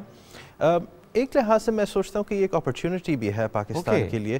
اس کی وجہ یہ ہے کہ اب پچھلے 40 سال میں کافی ساری تجارت جو ہے وہ پاکستان روپی میں ہی ڈیفیکٹو کی گئی ہے، کیونکہ ان کا اپنا اعتماد اپنی کرنسی پہ پچھلے 40 سال سے رہا نہیں ہے۔ اپرچونٹی اس لحاظ سے ہے کہ اگر حالات تھوڑے سے بہتر ہو جائیں اور وہاں پہ تھوڑا سا استحکام آ جائے، اگر عمومی جائزہ لیا جائے، تو اس سے پھر پاکستان ویسے بھی ایک نیچرل سبسٹیٹیوٹ ہے ان کے لیے کرنسی پہ، تو ہمارے تاجر برادری وغیرہ کو اس کو مد نظر رکھنا چاہیے کہ چونکہ اب ایک نیا دور شروع ہو رہا ہے افغانستان میں، بہتر ہو زیادہ خراب ہو جیسا بھی ہو، تو وہ آمادہ رہیں اقتصادی اپرچونٹیز کے لیے۔ اوکے سر، یہ تو افغانستان کی بات تو ہم نے کی، بٹ اگر ہم صرف اس خطے کی اب بات کریں، جنوبی ایشیا کی میں آپ سے بات کروں کہ اسپیسیفکلی اس ریجن میں کرنسی کا اتار چڑھاؤ کیا اگین یہ باقی خطوں سے ڈیفرنٹ ہوتا ہے، یہاں کا جو ایک ماحول ہے؟ یہ آپ نے بڑا زبردست سوال کیا ہے۔ در حقیقت ایمرجنگ مارکیٹس یا تہائی دنیا کے ممالک جو ہیں ان میں یہ زیادہ افراط و تفریط نظر آتی ہے ان کی رقم میں، ان کی کرنسیز میں۔ اس کی وجہ یہ ہے کہ ریزرو کرنسیز جو ہیں دنیا کی، ان کی ڈیمانڈ نیچرلی زیادہ ہوتی ہے، جس طرح چائنیز یوان، جاپنیز ین، ڈالر کی۔ ہماری جو ڈیمانڈ ہوتی ہے کرنسی وہ اکثر جو ہوتی ہے US ڈالر کنورژن تک ہی رہتی ہے محدود، ایمرجنگ مارکیٹس کی۔ تو ہم ایمرجنگ مارکیٹس تہائی دنیا کے ممالک جو ہیں ویسے اس کا شکار رہتے ہیں زیادہ افراط و تفریط کے، اور اس وجہ سے اعتماد مسلسل نہیں رہتا کسی بھی سسٹم میں تہائی دنیا میں۔ یہ ایک اس قسم کا ایک کرس ہوتا ہے، ایک قسم کا بوجھ ہوتا ہے جو کہ ترقی پذیر ممالک پہ ہمیشہ عائد ہی رہتا ہے۔ ٹھیک تو سر اس میں یہ بھی بتائیے گا کہ پچھلے ماہرین کچھ یہ کہتے ہیں کہ پاکستان اگر چائنیز کرنسی میں اپنا زر مبادلہ کنورٹ کرنا شروع کر دے یا اس کے اندر اپنی ٹریڈ کرنا شروع کر دے تو پاکستان بہت بڑے پیمانے میں اس سے فائدہ اٹھا سکتا ہے۔ پاکستان اگر اس مطلب US ڈالر کے علاوہ بھی کسی اور کرنسی میں ٹریڈ کرتا ہے تو وہ پاکستان کے لیے دی بیسٹ کرنسی کون سی ہو سکتی ہے، اور وہاں پر ہم یہ دیکھیں گے پاکستان کہاں زیادہ ریونیو جنریٹ کر سکتا ہے دوسری مارکیٹ سے؟ جی بالکل آپ صحیح کہہ رہی ہیں۔ کسی بھی ریزرو بینک، ہماری جو اسٹیٹ بینک ہے، کسی بھی ریزرو بینک کو ایک ڈیورسٹی ہونی چاہیے۔ صرف کسی ایک کرنسی پہ اتنا جو ہے انحصار کرنا مناسب نہیں ہوتا، خاص طور پہ یونائٹڈ اسٹیٹس کی کرنسی، کیونکہ وہ اپنے ہی انٹرنل ڈائنامکس، اپنے ہی ایک اندرونی منطق پہ بھی مبنی ہے۔ تو امریکہ کے چونکہ اپنے حالات بدل رہے ہیں تو آپ ان پہ انحصار کر کے ویسے ہی مار کھا جائیں گے۔ تو اس کے علاوہ چائنیز یوان ایک نیسیسری آلٹرنیٹیو نہیں ہے، اچھی کرنسی ہے، لیکن وہ چونکہ کنٹرولڈ ہوتی ہے by the People's Bank of China, وہ ایک نارمل لیکوڈ کرنسی نہیں ہے۔ تو آپ کو وہ ڈائنامکس بھی مد نظر رکھنے، لیکن اگر آپ ایک ترقی یافتہ ملک ہیں تو آپ کے پاس یوروز، ڈالرز ایٹسیٹرا کر کے ایک پوری فہرست بنتی ہے، جس سے کہ آپ زیادہ مضبوط ہو جاتے ہیں اقتصادی طور پہ۔ ٹھیک سر، لاسٹلی مجھے یہ بتا دیں کہ کیا یہ کہنا درست ہوتا ہے کہ آج تک اس کا جواب ہی نہیں مل پایا کہ روپے کے مقابلے میں ڈالر تگڑا کیوں ہو جاتا ہے، اور کیا ایسا کیا جائے کہ روپیہ تگڑا ہو جائے؟ جی بالکل، اس کا کوئی آسان سوال نہیں ہے، لیکن جتنی زیادہ ڈیمانڈ ہوگی روپے کی عالمی منڈی میں اتنی زیادہ وہ تگڑا ہوگا. تو اس کے لیے جتنا زیادہ ہم ایکسپورٹ کریں گے اتنی زیادہ ڈیمانڈ ہوگی، لوگوں کو چاہیے ہوگا روپیہ میں ہمیں واپس دینا. جتنے آپ کی ریمیٹنس سے اسٹرانگ ہوگی اس کے مبادلے میں پھر آپ کی ویلیو، تو جتنا آپ کا ایکسچینج اور ایکٹیویٹی ہوگی اکنامک، اس کو مد نظر رکھ کے پھر آپ کی کرنسی مضبوط ہوتی جاتی ہے. زبردست. اور ایکسپورٹس بھی زیادہ جب بڑھتے ہیں تو اس کا بھی ہمیں امپیکٹ نظر آتا ہے. ڈالر زیادہ سے زیادہ پاکستان اگر آئے تو اس کا بھی امپیکٹ آتا ہے. تھینک یو ویری مچ سر، ساتھ موجود تھے آپ اور اس سے متعلق ہم سے گفتگو کر رہے تھے. ایک چھوٹی سی بریک، ناظرین واپس آئیں گے، ساتھ رہیے.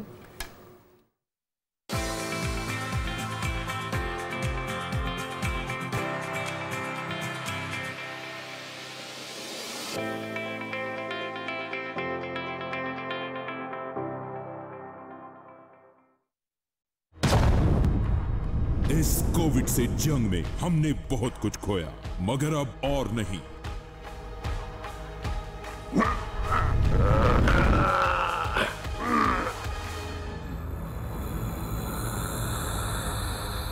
کووڈ ویکسین کی دوسری ڈوز ہی کورونا کا خاتمہ کرے گی.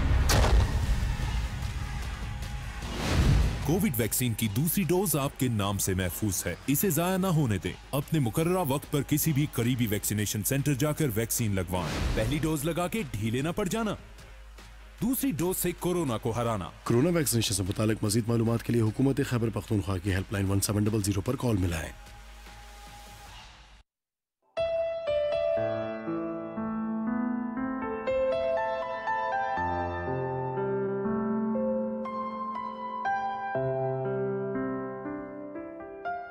شوق تیرا گر نہ ہو میری نماز کا ایمان، میرا قیام بھی حجاب، میرا سجود بھی حجاب.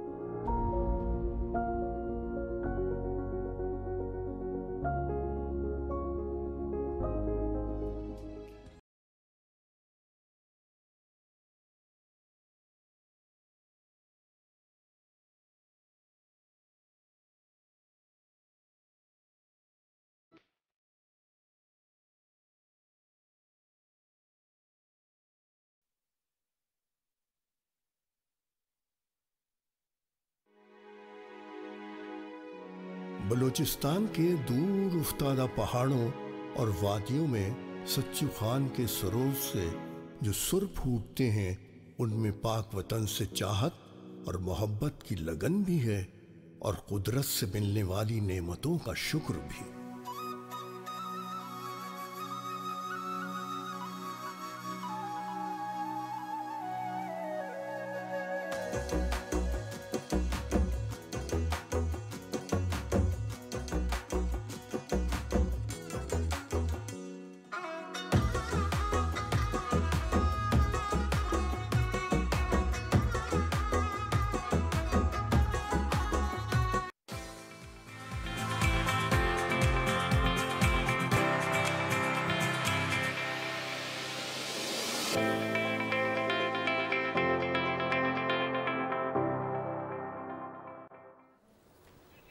Welcome back after the break. ناظرین، آج ہم بات کریں گے تعلیم کی، اور تعلیم کی بات بھی اس پرسپیکٹو سے کریں گے کہ یوں تو بڑا آسان ہو جاتا ہے یہ کہنا کہ تعلیم سب کا حق ہے، بنیادی حق ہے، تعلیم سب کے لیے.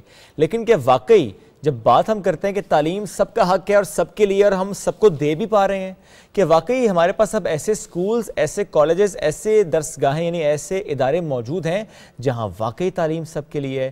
یا کہ ابھی بھی ہم اسی بحث میں ہیں کہ اچھا اگر پرسن ود ڈسیبلٹی ہے تو سکول شاید الگ ہوگا، یا ابھی اگر کوئی مارجنلائز کمیونٹی ہے تو سکول الگ ہوگا، ایک اور کلاس ہے تو سکول الگ ہوگا. تو آج ہم بات کریں گے انکلوسیو ایجوکیشن پر. اس کا سوسائٹی پر کیا زبردست امپیکٹ آتا ہے، اور ہم کتنے سٹیپس لے پا رہے ہیں اور کتنے سٹیپس ابھی لینا باقی ہے. اس پر بات کرنے کے لیے ایجوکیشنسٹ تبسم رزاق صاحبہ نے ہمیں جوائن کیا. السلام علیکم، گڈ مارننگ. السلام علیکم جی. وعلیکم السلام and very good morning to you both. Thank you. اس سے پہلے کہ ہم ایجوکیشن میں بات کریں، مجھے تو پہلے آپ کا ڈریس اتنا پیارا لگ رہا ہے. مجھے یہ بتائیں کہ یہ ڈیلی روٹین میں آپ اسی طرح ٹربن کیری کرتی ہیں؟ ڈیلی روٹین ہے میری. And why is that so? Is it looking all right? It is beautiful. Okay, then it's easy for me to walk into the office with just putting the turban on. और उसमें तो फिर आपको hair styling की भी इतनी जरूरत नहीं पड़ती होगी। जरूरत ही नहीं है, बिल्कुल नहीं। फिर जल्दी से आपने वो कैरी किया और आप कहीं, लेकिन आपके हर ड्रेस के साथ ये हर तरह के मैचिंग आपके पास I have about 12 to 14 colors. तो कितने साल से आप ऐसे से कंटिन्यू कर रही हैं? 3 years. 3 years. Yes. चलें अब हम ज़रा आ जाते हैं इंक्लूसिव सोसाइटी और एजुकेशन के पॉइंट ऑफ व्यू पर बात कर लेते हैं। हम अक्सर ये देखते हैं कि माशरे को या स्कूल सिस्टम को या तालीम के सिस्टम को डिवाइड कर दिया जाता है, कुछ मखसूस बच्चों के की बुनियाद का बनाकर, कुछ नॉर्मल लोगों की बुनियाद की उसके ऊपर। लेकिन ये कितने इम्पॉर्टेंट होता है कि अगर हम माशरे के इन दोनों असासों को सिर्फ एक ही इकाई के अंदर रखें, मतलब ये कि हमारे जो नॉर्मल जहन रखने वाले बच्चे हैं वो भी एक ही स्कूल के अंदर पढ़ें और एक ही जगह पर जाके एजुकेशन हासिल करें, और वो बच्चे जिन्हें हम स्पेशली मखसूस बच्चे कह के किसी दूसरे स्कूल में दाखिल करवा देते हैं, उनका भी उसी जगह पर उसी छत के नीचे होना बहुत ज़रूरी है। That's true. Inclusive means include. ठीक है? Exactly. Include means at the same platform. So schools हैं हमारे पास.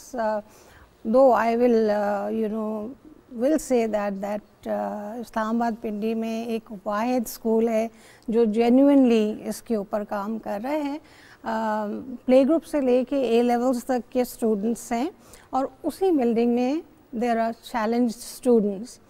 Now जब आप चैलेंज स्टूडेंट्स को लेते हैं उसका तो गवर्नमेंट के पास बहुत सारे स्कूल्स हैं, लेकिन I have visited all of them, और उसमें ये है कि हर किस्म की डिसेबिलिटी को एक ही क्लासरूम में डाल दिया जाता है, हर एज ग्रुप को एक ही क्लास में डाल दिया जाता है, लेकिन बाज़ बच्चे बिल्कुल बॉर्डर लाइन केसेस होते हैं and they can actually be helped. अच्छा, they can actually be helped. There are multiple disabilities, dyslexia है, autism है, Asperger's syndrome है, CP है, that is cerebral palsy, yes, and we have Down syndrome, yes, autism है, जी autism तो है ही है, and then there are sight impaired, there are mute children. So इन सब को मैं पेरेंट्स से ये कहूँगी कि फर्स्ट 3 years में साइंस शुरू हो जाते हैं, तो बहुत ज़्यादा अपना फोकस वहाँ पे रखना चाहिए उनको। Normally people try to hide के जी डिसेबिलिटी है, डिनायल में होते हैं, सोसाइटी में उनको नहीं आगे आने देते और घरों में रखते हैं, लेकिन देयर आर अभी और भी अपकमिंग स्कूल्स हैं जो इस तरह पैरेलल वर्क कर रहे हैं। बट येस यू नीड, वहाँ पे क्लिनिकल साइकोलॉजिस्ट चाहिए होते हैं, आपको स्पीच थेरेपिस्ट चाहिए होते हैं, फिजियोथेरेपिस्ट चाहिए होता है, एकेडमिक टीचर्स चाहिए होते हैं। होता ये है कि आप मेन स्ट्रीम के साथ देखिए, मेरी एक एंडेवर, एक कोशिश है कि they are able but they are differently able. Yes, तो उसमें ये है कि बच्चे जब आते हैं तो उनकी, और सबसे प्राइम बात, आपका गार्ड, आपकी आया, आपके teachers, main stream teachers and your students, they have to be trained to handle they these have kids. to be trained, They exactly, have to be trained. including the parents. Yes, they should know this thing. Yes, most of the parents, when they come, number one, they come in denial. Then second stage is बहुत उनको high वो expectations होती हैं. Is denial a big challenge? It is. Okay. Because you see, nobody likes to hear कि okay, yes, your child has this ability. हालांकि वो जो denial है वो ज़्यादा नुकसानदेह है। पेरेंट्स की थेरेपी पहले करनी पड़ती है। Exactly, बच्चा ठीक है, पेरेंट्स को ठीक करने की ज़रूरत है। जी, सबसे प्राइम बात तो वो है पेरेंट्स। और इसमें भी I am sorry to interrupt, लेकिन जब हम बात करें ना पेरेंट्स को ठीक करने की ज़रूरत है, सिर्फ उन पेरेंट्स को नहीं जिनके पास एक बच्चा है with different ability, her parent को, हर उस पेरेंट को भी, चूंकि हमने देखा है तबस्सुम साहिबा कि कुछ पेरेंट्स भी रेजिस्ट करते हैं स्कूल में, अच्छा यहाँ पे ट्रांसजेंडर भी है, अच्छा डिफरेंटली एबल बच्चे भी पढ़ेंगे, ओह मेरा बच्चा नहीं जाएगा, तो इन पेरेंट्स को ज्यादा समझाने की जरूरत है। So we do a lot of counseling, for parents, general parents also, and then our students, they are trained to look after them, to care for them, कि yes they are different but they equally able। और आप मुझे believe करें कि उनमें कोई ना कोई एक बहुत بہت ہائی لیول آف ایبلٹی ہوتی ہے جو ہم میں سے کسی میں نہیں ہوتی. کیونکہ میرا اللہ فرماتا ہے نا کہ اگر ایک چیز اللہ نے لے لی تو کسی اور چیز میں آپ کو اوپر کر دیا. تو یہ تو اللہ بہتر جانتا ہے نا کس کے پاس کیا ایبلٹی کم ہے کس کے پاس کیا ایبلٹی زیادہ ہے. اچھا میں آپ کو بتاؤں بیکاز اسی سسٹم میں اسی بلڈنگ میں یہ پیرلل چل رہے ہوتے ہیں ان کے دے اسٹڈی آلسو ایکیڈیمکس. ہم 4 سبجیکٹس پہ you should focus, English, Urdu, maths and science. جو مین اسٹریم کا کلاس لیول ہوتا ہے وہاں سے آپ سلیبس اٹھاتے ہیں اور اس کو اٹھا کے اس بچے کی نیڈ بیس پہ اس کو کٹ ڈاؤن کرتے ہیں. So apart from all these professionals we have academic teachers also تو کریکولم کو موڈیفائی کرتے ہیں. اور یہ بھی بتائیے کہ تبسم صاحبہ اس طرح کے کریکولم سے اور اس طرح کی مطلب یعنی کہ ہم نے کہا نا کہ انکلوسیو ہونا پڑے گا سوسائٹی کو, بچے جو ہیں وہ کتنے پرسنٹ تک ہم ان میں بہتری لے کر آ سکتے ہیں, کتنے کم عرصے میں؟ اچھا میں اس کو اسپیسیفائی نہیں کروں گی کیونکہ there are children who will stay in the inclusive system and there are some who can go into the mainstream, but mainstream میں بھی وہ فل کریکولم یا سلیبس کو کور نہیں کر سکتے. Then when we send these children سے ہمارے پاس کوئی اگر 3 سال 4 سال لگا چکا ہے اور ہمیں اس میں ایبلٹی نظر آ رہی ہے کہ وہ سلیبس کو فالو کر پا رہا ہے, is able to write and read, تو پھر ہم ان کو شیڈو ٹیچر کے ساتھ مین اسٹریم کلاسز میں بھیج دیتے ہیں. اوکے, زبردست. تو بسم صاحبہ یہ کتنا اہم ہے یہ سمجھنا اور یہ سکھانا بھی کہ وہ چاہے ابھی تو ہم یوں بحث کر رہے ہیں نا کہ ڈفرینٹلی ایبل یا ادر کڈز ان میں کیا ڈفرینس ہے, لیکن نارملی کڈز میں بھی ہم دیکھتے ہیں کہ ہر بچہ ڈفرینٹ ہے, اس کا ہر سبجیکٹ میں انٹرسٹ ڈفرینٹ ہے. تو یہ جو ہم ایک کمپیریزن کرتے ہیں اور بڑے آرام سے کر دیتے ہیں, اچھا میرے 4 سال کے بچے کو تو یہ آتا ہے, تمہارے 4 سال کے بچے کو یہ کیوں نہیں آتا, تو یہ کمپیریزن کر کے ہم کتنا بڑا نقصان کر رہے ہیں اپنے بھی بچے کا اور اس بچے کا بھی جو کہ ہے وہ بھی ہے تو اپنا ہی بچہ نا. بالکل اپنے لیکن I tell everybody when parents come you know اور جنرلی اسپیکنگ کہ آپ کی 5 انگلیاں برابر تو نہیں ہو سکتی, تو آپ کے اپنے بچے جو ہیں ان میں ڈفرینسز ہیں. I always tell them don't compare your kids, don't compare because it is very damaging for the other child. بچوں کی اپنی سو کہتے ہیں سیلف ریسپیکٹ بڑی متاثر ہوتی ہے, کانفیڈنس, ایگو, سیلف اسٹیم, یہ ساری ڈیمیج کرتے ہیں پیرنٹس یہ کہہ کے کہ تمہارا بھائی یہ کر لیتا ہے, تمہاری بہن یہ کر لیتی ہے, why can't you do it? Cousin یہ کر لیتا ہے, کلاس فیلو یہ کر لیتا ہے, بلکہ وہ بچے کے اگر مارکس کم آئے تو ہم سوال کرتے ہیں نا, اچھا تو زیادہ کس کے مارکس ہے, کیوں اس کے زیادہ کیوں ہے, تمہارے زیادہ کیوں نہیں آئے. اچھا یہاں پہ آئی ول سے کہ تعلیم سے زیادہ جو ہے وہ character building is very important. Yes, اور وہ دونوں طرف ہونی ہے نا, وہ اسکول میں بھی ہونی ہے, وہ گھر میں زیادہ ہونی ہے. جی, because where the child opens his eyes is the home. True. And I'm sorry from your platform I am saying that you know آج کل میں نے جو دیکھا ہے وہ پیرنٹس کا اپنا جو ہے ایٹیٹیوڈ یا ڈیمینر یا body language is so negative کہ وہ آپ بچے میں کیا انفیوز کریں گے.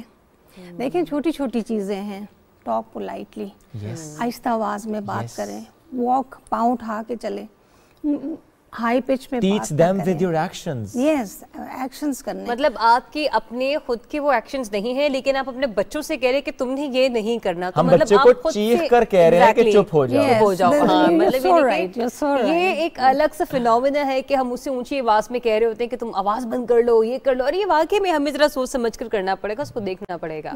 We have to assess ourselves first before we train, and then when you send the children to school, you know they expect وہ miracles کرے گا اسکول. You know آپ نے گھر میں تربیت کرنی ہے, اس تربیت کو ہم نے کنٹینیو کرنا ہے اپنے ویلیوز اور کلچر کے ساتھ, اپنے ریلیجن کے ساتھ. ہم نے اسکول نے اس کو پالش کرنا ہے کہ وہ ایک کنٹینیوڈ پروسیس رہے, نہ کہ آپ ایک اسپوائلڈ بچہ لا کے ہمیں دے دیں اور آپ ایکسپیکٹ کریں کہ وہ جو پیک اپ پہ گھر جائے گا تو وہ چینجڈ انڈیویجول. یعنی آپ اسے یہاں پہ چلو ایک اچھا انوائرمنٹ دے بھی دیں گے, لیکن گھر جا کے جو انوائرمنٹ اسے مل رہا ہے تو اس نے اسی انوائرمنٹ سے چیزیں ایبزارب کرنی اور بلکہ آ کے اسکول میں بھی ڈسٹربنس وہ کریٹ کرتا ہے. ڈو یو تھنک تبسم صاحبہ کہ ہونا یہ چاہیے کہ اب بچوں کو جب ہم اسکول میں ایڈمیشن کرائیں تو ایک ہفتہ نا پیرنٹس کو بھی کہیں کہ آپ بھی ذرا آئیں, آپ کی بھی ایک ہفتہ کلاس میں, بیکاز ایک counselling session is not enough. اب شاید ضرورت اس بات کی ہے کہ اب پیرنٹس کو بھی ایک ہفتے کے نا کوئی سیشن ہونے چاہیے. ویسے میں اس بات سے بڑی متفق ہوں آپ کی. اچھا ویسے we do conduct sessions, joint sessions, not individual meetings بھی ہماری ہوتی ہیں, بیکاز جہاں پہ ہمیں بچے میں پرابلم آ رہا ہوتا ہے, پیرنٹس سے گھر میں اس طرح ہے, اسکول میں اس طرح ہے, ہماری طرف سے بھی یہ ہوتی ہے, ہماری بہت کلوز کمیونیکیشن ہے with parents all the time. وہ نہیں ہوتا جی اپوائنٹمنٹ لیں اور پھر آپ آئیں, you know they can just walk in and they can see the teacher اگر کلاس لے رہی ہے تو نہیں, ورنہ I am available at all times, our coordinators are available at all times without appointments. واو, یہ بڑی پیاری بات ہے کیونکہ نارملی بڑے بڑے اسکولوں میں, برانڈڈ اسکولوں میں ایسا کوئی ماحول نہیں ہے. اپوائنٹمنٹ وہ بھی آپ کو ملے گی 6 دن بعد کی, اسی سلاٹ میں 10 منٹ کے لیے آپ نے آنا ہے, ٹیچر سے آپ نے بات کرنی ہے اور گھر چلے جانا ہے, اس کے علاوہ کوئی گپ شپ والا ماحول نہیں. ایسے بالکل ہوتا ہے. I am more like a counseling sort of person, so it is beautiful actually. I take the opportunity when parents come. Unfortunately parents اتنے شوق سے آتے نہیں ہیں, تو اس لیے جو آ رہا ہے اس کو میں بھی یہی کہنا چاہی تھی کہ میں حیران ہوں کہ وہ کون سے اسکولس کے میں آ جاتے ہیں, پیرنٹس ہوتے ہیں کہ جا کے ذرا ٹیچر سے مل بھی لے, اور ہمارے ہاں عموماً یہ تاثر ہے کہ اگر آپ کو بلا کر کچھ بات کرنے کے بارے میں کہا بھی جائے نا تو آپ یا تو وقت نکالیں گے نہیں, اور اگر بدقسمتی سے آپ اسکول چلے بھی گئے تو بھی آپ نے گھر آ کر بچے کو کوسنا ہے کہ تمہاری وجہ سے ٹیچر نے مجھے بلا لیا تھا اور تمہاری وجہ سے مجھے باتیں سننی. بٹ پتہ نہیں ہمارے جو پیرنٹس ہیں, ہمارے نہیں مطلب میرے تو والدین میں کہوں گی بہت ہی اچھے ہیں دنیا کے اور سب کے لیے بہت اچھے ہوتے ہیں, لیکن وہ والدین جو جہاں پر اپنے رویوں سے بہت کوئی کمی بیشی لے کر آ رہے ہیں نا, ابھی بھی ہم کہتے ہیں ہم نے دنیا دیکھی ہے, ہم نے دنیا دیکھی ہے, آپ نے ضرور دیکھی ہوگی, لیکن دنیا کے جو یہ نئے طور طریقے ان سے آپ نہ واقف ہیں. اور اگر ہاں بٹ ذرا وی کین ناٹ جج a parent and we can not question, because ظاہر ہے ہر پیرنٹ اپنی طرف سے سوچ رہا ہے کہ وہ اچھا کرے. ہاں کم علمی میں یا غیر دانستہ طور پہ غلطی ہو جاتی ہے, ادروائز کوئی پیرنٹ یہ نہیں چاہتا کہ آپ میں پھر آپ یہ کوشش کریں نا کہ اگر کوئی سیکھ دے رہے تو وہ سیکھ لے لیں, اس میں یہ والا مت کہیں کہ بس آپ چھوڑ دیں, ہمیں نہیں پتا ہوگا ہماری اولاد کیسی ہے. بعض اوقات ایسا ہوتا ہے کہ آپ کے کہتے ٹیچر کے سامنے بچے کا رویہ مختلف ہوتا ہے اور پیرنٹس کے سامنے بچہ مختلف ہوتا ہے. Any last comment you want to share? No, I do want to, you know, like there are other schools also, they are having difficulty in, you know, convincing parents to accept the challenge children. میرا focus زیادہ ان پہ ہے, اور اس پہ یہ کہ like I said کہ ہمارے بہت سارے بچے باہر بھی چلے گئے ہیں اور مین اسٹریم میں بھی چل رہے ہیں, اور the good news is that one of our children did O levels. واو ماشاءاللہ. دیکھیں نا کتنی پیاری بات سے ہم اس کو ختم کرتے ہیں کہ جو ہم بات کر رہے تھے نا کہ اسپیشل بچے, تو ہر خاص بچے میں کچھ خاص ہے, اسی خاص بات کو آپ نے بڑے خاص انداز سے سمجھنا ہے, تو پھر یہ معاشرہ پھر خاص بن جائے گا. ایک بریک لیں گے, news break. Thank you very much, آپ ساتھ موجود تھیں, واپس آئیں گے, ساتھ رہیے. Thank you. Thank you.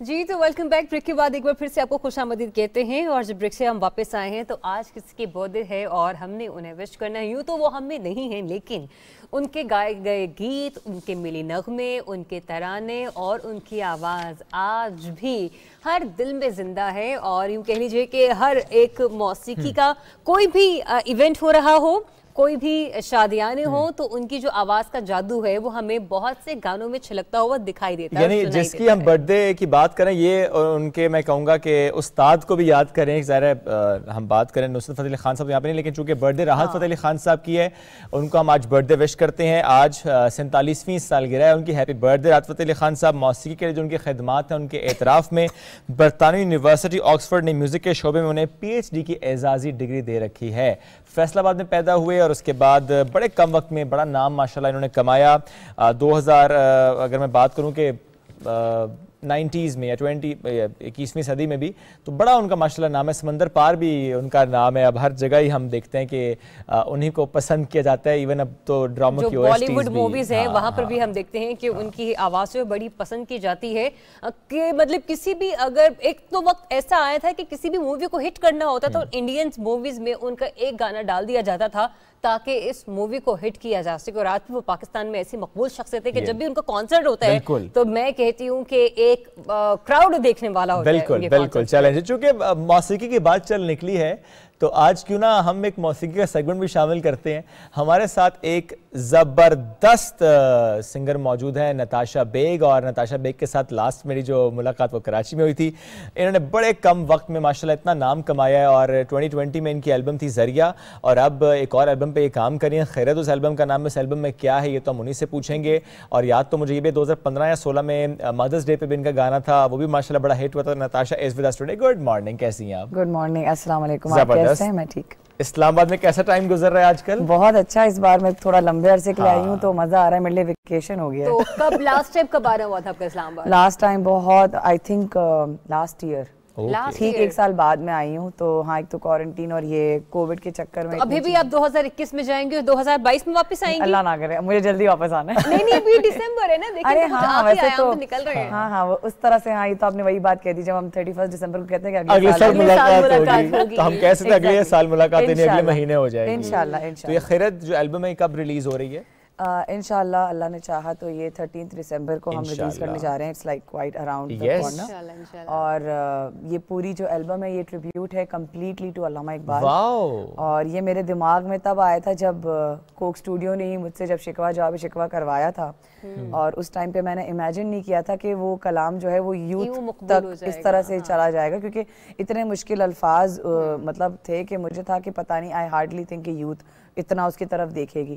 لیکن دیکھا کیونکہ اس کی ٹریٹمنٹ ایسی تھی. ویسے تو علامہ اقبال کی شاعری آپ اگنور نہیں کر سکتے, وہ اتنی پاورفل ہوتی ہے, اور اس کی ٹریٹمنٹ بھی اتنی ماڈرن تھی, یوتھ بیسڈ تھی کہ وہ there are lot of you know young people جو who come up to me اور جو مجھے کہتے ہیں کہ آپ کی وجہ سے ہمیں وہ رٹ گیا ہے, ہماری اسٹڈیز میں بہت ہیلپ ہوتی ہے. سو کیا بات ہے, ورنہ واقعی اقبال کی جو شاعری ہے ایک سمجھنا ہی بہت مشکل, بہت مشکل, بہت ڈیپ فینٹیسی ہے, میٹافوریکل باتیں ان کی بہت ہے نا, تو اس کو سمجھنا مطلب اٹس ویری کمپلیکس. آپ ان کی شاعری کو کسی بھی اس میں ڈھال سکتے ہیں, کسی بھی طرح اس کو انڈرسٹینڈ کر سکتے ہیں. تو اٹس ایزی یٹ ڈیفیکلٹ. اچھا سا مجھے نتاشا بتائیں کہ آپ نے فلم پروڈکشن کی ڈگری لی تھی, رائٹ؟ جی. تو میوزک کیوں؟ میوزک کرنا تھا تبھی مجھے ڈگری بھی ایسی چاہیے تھی جو ریلیونٹ رہے. ایگزیکٹلی, کیونکہ میوزک جب ٹھان لی کہ اب مجھے اپنی لائف میوزک کو دینی ہے, تو اسی دوران جو ہے میری یونیورسٹی کے ایڈمیشنز وغیرہ کا بھی ڈیسیجن چل رہا تھا. تو میں نے کہا کہ ایسی ڈگری تو میں نہیں لوں گی جس میں اگر میں نے میوزک کیا تو پتہ چلا پیرنٹس بولیں کہ بیٹا پڑھ لو, یہ کیا کریں. یہ بڑا مسئلہ ہوتا ہے گھر والے, گانے بجانے کے علاوہ تمہیں کوئی دوسرا کام نہیں ہے, یہی پوچھا جاتا ہے. تو ایسی ڈگری لی جس میں میں بول سکوں کہ music is a part of this degree. Okay, yes, you can do that. But while studying film making, no doubt میرا interest as a film maker بھی بہت زیادہ ہو گیا ہے.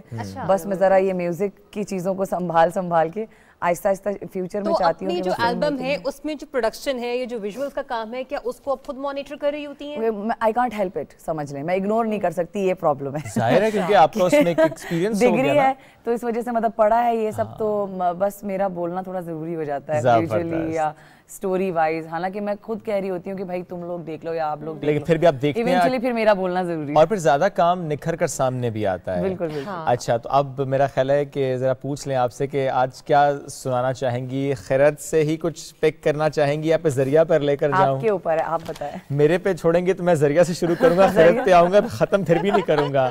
نہیں, آپ کی جو مرضی. چلیں تو خیرت سے سٹارٹ کریں, بس جو البم ریلیز ہونا ہے ذرا پی ٹی وی کے پلیٹ فارم سے صحیح ہے.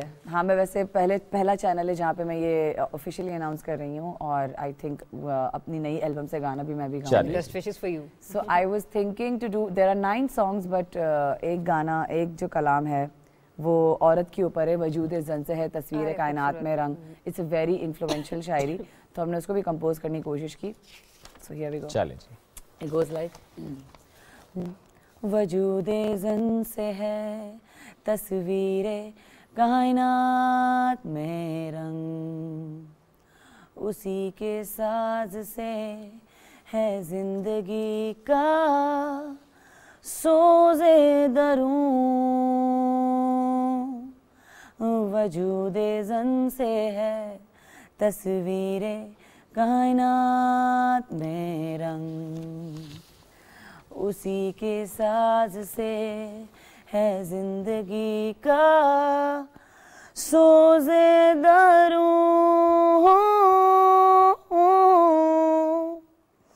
اچھا اس سے بہت زیادہ اوپر ہے. شرف میں بڑھ کے سریا سے مشت خاک اس کی ہر شرف ہے اسی درج کا درے مکنون. That's it. بہت راک ہے یہ گانا ایکچولی. اچھا مطلب آپ کو ہائی پچ پہ جانا پڑتا ہے صبح صبح. میں نے بولا میں کہاں جا رہی ہوں. اب چونکہ اقبال کی شاعری ہے تو ہمارے دوست نے خرم الہی صاحب چند روز پہلے ہمارے مہمان بھی تھے, تو اگر وہ اس وقت شو دیکھ رہے ہیں تو وہ زیادہ محظوظ ہو رہے ہوں گے. I wish کہ وہ دیکھ رہے. I also wish. اچھا تو اب خیرت سے ہی کوئی اور کلام بھی میرا تو دل چاہ رہا ہے کہ پلیز ایک اور. چلیں ایک ایک ہم شکوہ جواب شکوہ گا لیں. جی آپ آنے سے پہلے وہ کہتے ہیں ریاض کر کے آئی تھی, یہ شعیب نے میں ریاض کروا رہا ہوں. اب ریاض ہو رہا ہے. ریاض ہم لائیو ریاض کروا دیتے ہیں. چلیں شکوہ جواب شکوہ جو ہے it's not from album, it's the Coke Studio song that I did. So کیوں ضیاء کار بنوں سود فراموش رہوں, فکر فردا نہ کروں محو غم دوش رہوں. کیوں میں ضیاء کار بنوں سود فراموش رہوں, فکر فردا نہ کروں محو غم دوش رہوں. نالے بلبل کے سنوں, نالے بلبل کے سنوں اور ہمتن گوش رہوں. ہم نوا میں بھی کوئی گل ہوں کہ خاموش رہوں. جرأت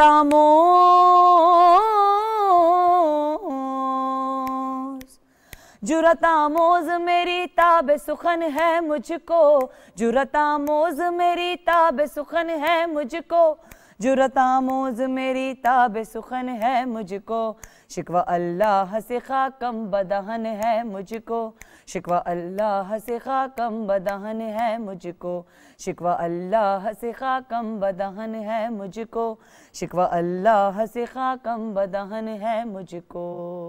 واو, ایسا کیوں محسوس ہوا کہ پہلے بھی آپ نے گنگنایا اور میں نے سنا؟ کیونکہ میں نے گایا ہے یہ پہلے.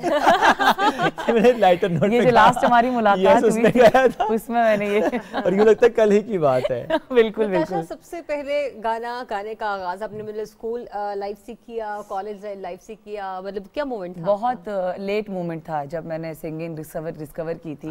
اور وہ میں کہوں گی ہاں میرے کالج کے لاسٹ ڈیز یا کالج کے ٹائم پر ہی, کیونکہ اس سے پہلے اسکول کے بالکل سمجھے کہ کوئی جب آپ 9th میٹرک میں ہوتے ہو تو تب شاید مجھے تھوڑا سا ریئلائزیشن ہوا تھا, بٹ وہ کانفیڈنس نہیں تھا, وہ پش نہیں تھا. when I was going to the college, تو because it was a very new place for me, تو میں نے سوچا چلو نیو پلیس نیو می والا سین کرتے ہیں, نیو پرسنالٹی بلڈ اپ کرتے ہیں. کیونکہ اسکول میں 1 کلاس سے لے کے 10th تک سب دیکھ چکے تھے کہ نتاشا کون ہے, اسپورٹس ایتھلیٹ ہے, لیکن میں نے بولا یہاں میں ایک نئی پرسنالٹی سیٹ کروں گی. تو بس کالج سے پھر جو ہے میں نے یہ اعلان کر دیا تھا کہ میں سنگر ہوں, تو میں وہاں پہ چھوٹی چھوٹی چیزوں میں پارٹ لیتی رہتی تھی. سو دس از ہاؤ. تو ایک اور صرف نہ ہو جائے خیرت کے علاوہ بھی چھوٹا سا ایک اور جو آپ کا پسندیدہ ہے. خیر I'll be very biased but I think ایک کلام ہے جو ہم نے بنایا تھا بروشس کی لینگویج میں, because I am from Hunza, تو مائی مدر ٹنگ از بروشس. اچھا میں یہ کافی دیر سے جاننا چاہ رہی تھی کہ آپ گلگتی لکھتی ہیں, دکھتی ہیں, بہت کچھ بتا دیتا ہے. تو میں بس پوچھنا چاہتی تھی, لیکن وہ آپ نے میرے سے بس میں نے بولتے نا دل سے دل کی راہ ہوگی. So I would love to do that. It was like یا مولا یا مولا ان نور با مولا, یا مولا یا مولا جلال با مولا, یا مولا یا مولا ان حق بجا مولا, یا مولا یا مولا کرم منش مولا التو دنیا تنگ ششابا یا علی ان ہمیش مشکل کشابا یا علی چشمائے نور خدا مولا گت حقیقت بئی خدا گوا, یا مولا یا مولا ان حق بجا مولا, یا مولا یا مولا کرم منش مولا, یا مولا या मौला। खूबसूरत, बहुत प्यारा आपने गुनगुनाया नताशा। और एक तो आप हुंसा से हैं, लेकिन इसके बावजूद कहते हैं कि तलफ़्फ़ुज़ की, अदायगी की इतनी खूबसूरती से, खे की प्रोनंसिएशन, काफ की प्रोनंसिएशन, वो मतलब एक मजा आ रहा, लुत्फ आ रहा था। हाँ, बचपन से मुझे काफी मेरे टीचर्स भी ये बात कर चुके हैं इसकी तरफ इशारा। आई थिंक इसका भी क्रेडिट मेरी लैंग्वेज को जाता है, क्योंकि मेरी लैंग्वेज इतनी मुश्किल है, उसकी तलफ़्फ़ुज़ चीज़ों की तो शायद सारी लैंग्वेज उर्दू की तलफ़्फ़ुज़ इसीलिए बहुत अच्छी हो गई है बिकॉज ऑफ दैट। क्योंकि नॉर्मली भी जब आप बात कर रही होती, जब आपने बोलना शुरू किया था ना, आपकी आवाज़ में ना एक पुख्तगी है, एक खनक है, जो कि मतलब यानी कि वहीं से आपको एक रिदम सेट कर देती है कि ओके जब ये गाएंगी तो बड़ा खूबसूरती से गाएंगी। How sweet, thank you so much. Thank you Natasha, thank you. I had a great time. It is a great time. इंशाल्लाह आते रहा कीजिए इस्लामाबाद और हमारे सेट पर। समझे क्योंकि पाकिस्तान टेलीविजन आप सभी का है। All the best for Khairat as well. Thank you so much. तो अब हम क्या कर रहे हैं? अब हम ये कर रहे हैं कि थोड़ा सा माजी में लेकर चलते हैं आपको, और फिर बाजी से हम आपको हाल में लेकर आएंगे, ठीक है? क्योंकि आज कुछ ऐसे है जिसकी गोल्डन जुबली सेलिब्रेट की जा रही है। 1971 की वॉर, उस दौरान जब मतलब कहते हैं ना कि हम दुश्मन को धूल चटाने में जुटे हुए थे, उस वक्त हर एक मिलिट्री फोर्स का अपना अपना किरदार था, जिसमें हमारी एयर फोर्स थी, जिसमें हमारी पाकिस्तान मिलिट्री थी, जिसमें हमारी पाकिस्तान नेवी थी। तो जब हम पाकिस्तान नेवी के किरदार की बात करते हैं तो उस वक्त जो पाकिस्तान की आप दोस्त थी जिसका नाम था हंगूर, वो हंगूर, उसका बड़ा एक इम्पॉर्टेंट रोल था, और उससे पाकिस्तान ने जो है वो बहुत सारी मुहिमात भी जीती और यूँ कह लीजिए कि कामयाबियाँ भी समेटी। तो आज उस हंगूर आप दोस्त की 1971 की वॉर के बाद की आज हम लोग 50th जो है वो सेलिब्रेशन देख रहे हैं, और ये गोल्डन जुबली जो है वो आज पाकिस्तान नेवी में सेलिब्रेट की जा रही है। एग्जैक्टली। तो ये हंगोर ने किया क्या था, कैसे जंगी जहाज को तबाह किया था, डॉक्यूमेंट्री पाकिस्तान नेवी ने बनाई थी, वो डॉक्यूमेंट्री दिखाते हैं, मजीद डिस्कस भी करेंगे हंगोर डे को।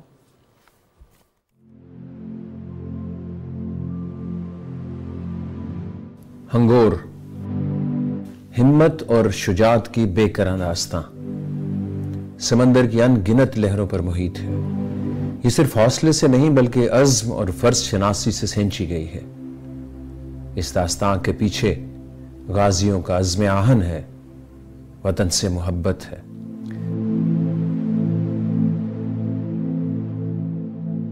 सबमरीन समंदर में पोशीदा सलामती के चलते फिरते जजीरे। कायद आज़म फरमाते थे यूनिटी, फेथ, डिसिप्लिन, इत्तेफाक ईमान के साथ दोनों मिल जाए इसमें और आप काम करें तो बड़ी बरकत है। इस आहनी खोल में बंद रहने वाले अपने अज़्म के बलबूते पर वतन की हिफाजत की जिम्मेदारी निभाते हैं। टेम्परेचर वाइज थर्मस की तरह होती है, अंदर की गर्मी अंदर ही रहती है। दुनिया से कट कर ये आपजादे अपनी एक अलग ही दुनिया बनाते हैं, जहां इन सब का फर्ज और मट्टी का कर्ज एक होता है। तो इनसाइड जिंदगी बड़ी टफ है, इसके लिए आपका स्टेमिना होना चाहिए, आपकी फिजिकल फिटनेस होनी चाहिए और आपका दिल होना चाहिए।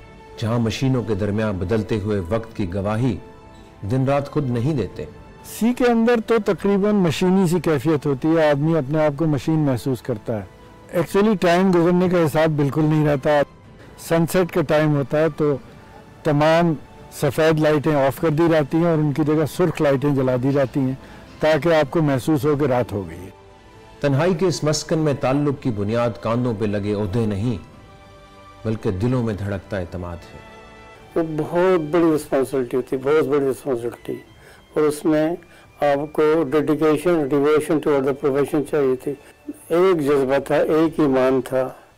यही एतमाद था सन 1965 के सितंबर में गाजी के अंदर जलती बुझती सुर्ख बत्तियों और मदम रोशनियों वाले नीम तारीख ऑपरेशन रूम में वतन के दिफा का वलवला अपने बाम पर था।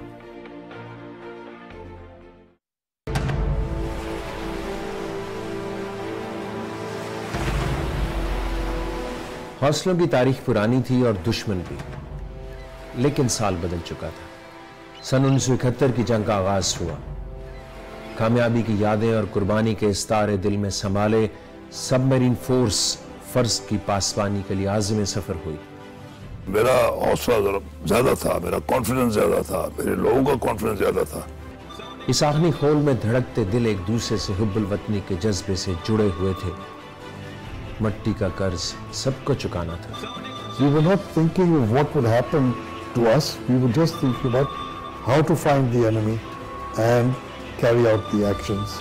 9 दिसंबर सन 1971 को जब दुश्मन का बहरी बेड़ा समंदर पर पेशकदमी कर चुका था, वहीं सबमरीन हंगोर दुश्मन के अपने ही पानियों में हिंदुस्तानी बहरिया के जहाज़ों कुकरी और किरपान की शनाख्त कर चुकी थी।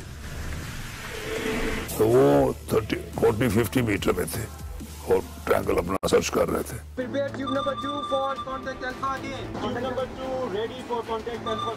जो ही दोनों जहाज हदफ पर आए, टॉर्पीडोज दाग दिए गए।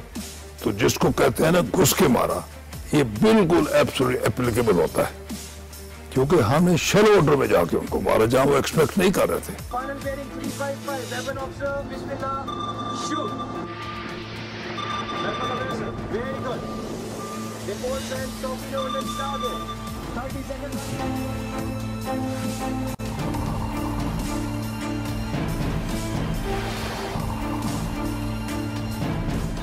टॉर्पीडो निशाने पर लगा और हिंदुस्तानी बर्तरी के दावे कुकरी समेत समंदर बुर्द हुए।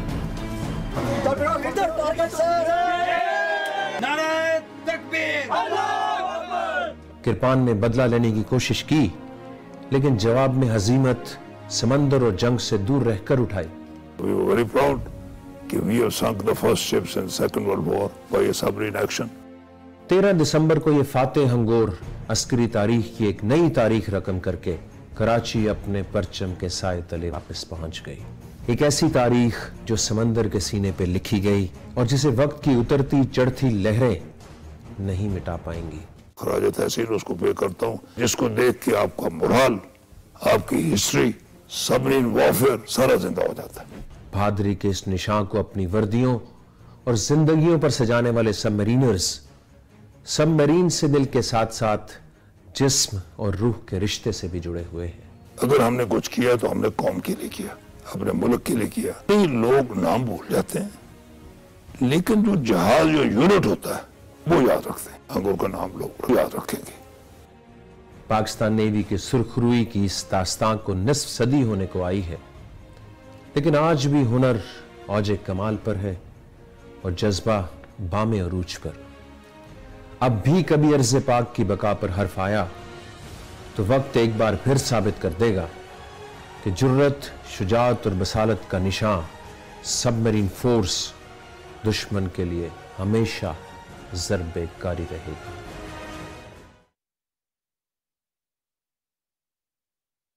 PNS हंगोर S131 वो सबमरीन जिसने दुश्मन के गुरूर को गर्क कर दिया, जिसने दुश्मन के गुरूर को पानी में मिला दिया।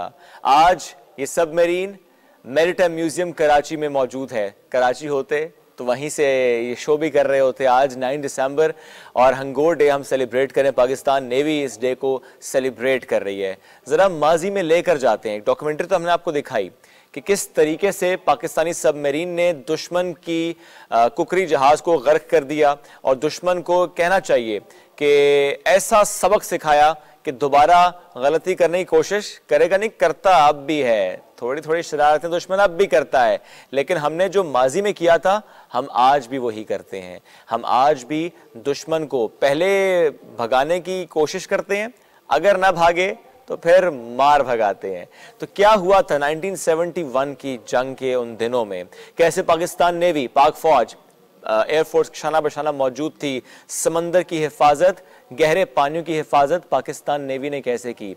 जब बात हम करते हैं हंगोर सबमरीन की, जिसमें कमांडिंग ऑफिसर उस वक्त अहमद तस्नीम साहब थे, बाद में वाइस एडमिरल के ओहदे पर तरक्की पाई, रिटायर हुए, 2 सितारे जुर्रत उनको दिए गए।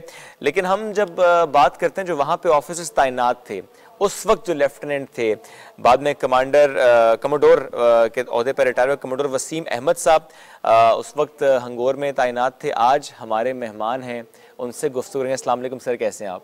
वालेकुम अस्सलाम सर। ग्रेट सर, थोड़ा सा प्लीज़ बताएं 1971 की जंग और हंगोर ने जिस तरह से सबमरीन ने दुश्मन के गुरूर को गर्क किया, मेजर चैलेंज क्या था हंगोर का जो उस वक्त आपको फेस करना पड़ा? मेजर चैलेंज तो खुसूसी तौर पर दुश्मन को तलाश करना था। ओके। क्योंकि मेरा तजुर्बा दोनों जंगों का 65 का और 71 का यही है कि इंडियन नेवी समंदर पर बाहर ही नहीं आ रही थी। ओके। और पहले 20-25 दिन हम समंदर में उनको ढूंढते रहे और इंडियन नेवी का कहीं नामो निशान नहीं था। ओके। फिर तंग आकर एक दिन बॉम्बे हार्बर के बिल्कुल करीब जाकर हमने अपने आप को जाहिर किया। ओके। ताकि इंडियन नेवी के जो रेडार्स वगैरह हैं या आसपास कोई फिशिंग बोट्स वगैरह हैं वो हमें देख लें और उन्हें पता चले कि दरवाजे पर कोई दस्तक दे रहा है। हालांकि सर ये तो ऐसा मामला नहीं कि सबमरीन डिटेक्ट हो जाना, it's kind of a failure for a submarine. Exactly. But आपने चैलेंज लिया। लेकिन हमें वहां जाकर अपने आप को दिखाना पड़ा कि भाई कोई तो आओ लड़ने के लिए। ओके। तो फिर खुदा खुदा करके यानी कुछ शर्म आई इंडियन नेवी को और उन्होंने एक एंटी सबमरीन टास्क फोर्स बाहर भेजी। ओके। लेकिन ये लोग भी मैं समझता हूं कि इतने बुज़दिल थे कि घर से तो ये कहकर आए थे कि हम सबमरीन को तलाश करने जा रहे हैं, लेकिन सारी पेट्रोलिंग ये उस जगह कर रहे थे जहां सबमरीन जा ही नहीं सकती यानी कि साहिल के बहुत करीब लगकर, जहां पानी बहुत कम गहरा होता है और सबमरीन कम गहरे पानी में नहीं जाती है। बिल्कुल ठीक। तो जब 20 दिन इंतज़ार करने के बाद ये खुदा खुदा करके बाहर आए तो एक दिन सुबह हमने इनको चेज किया, लेकिन ये कम गहरे पानी में निकल गए।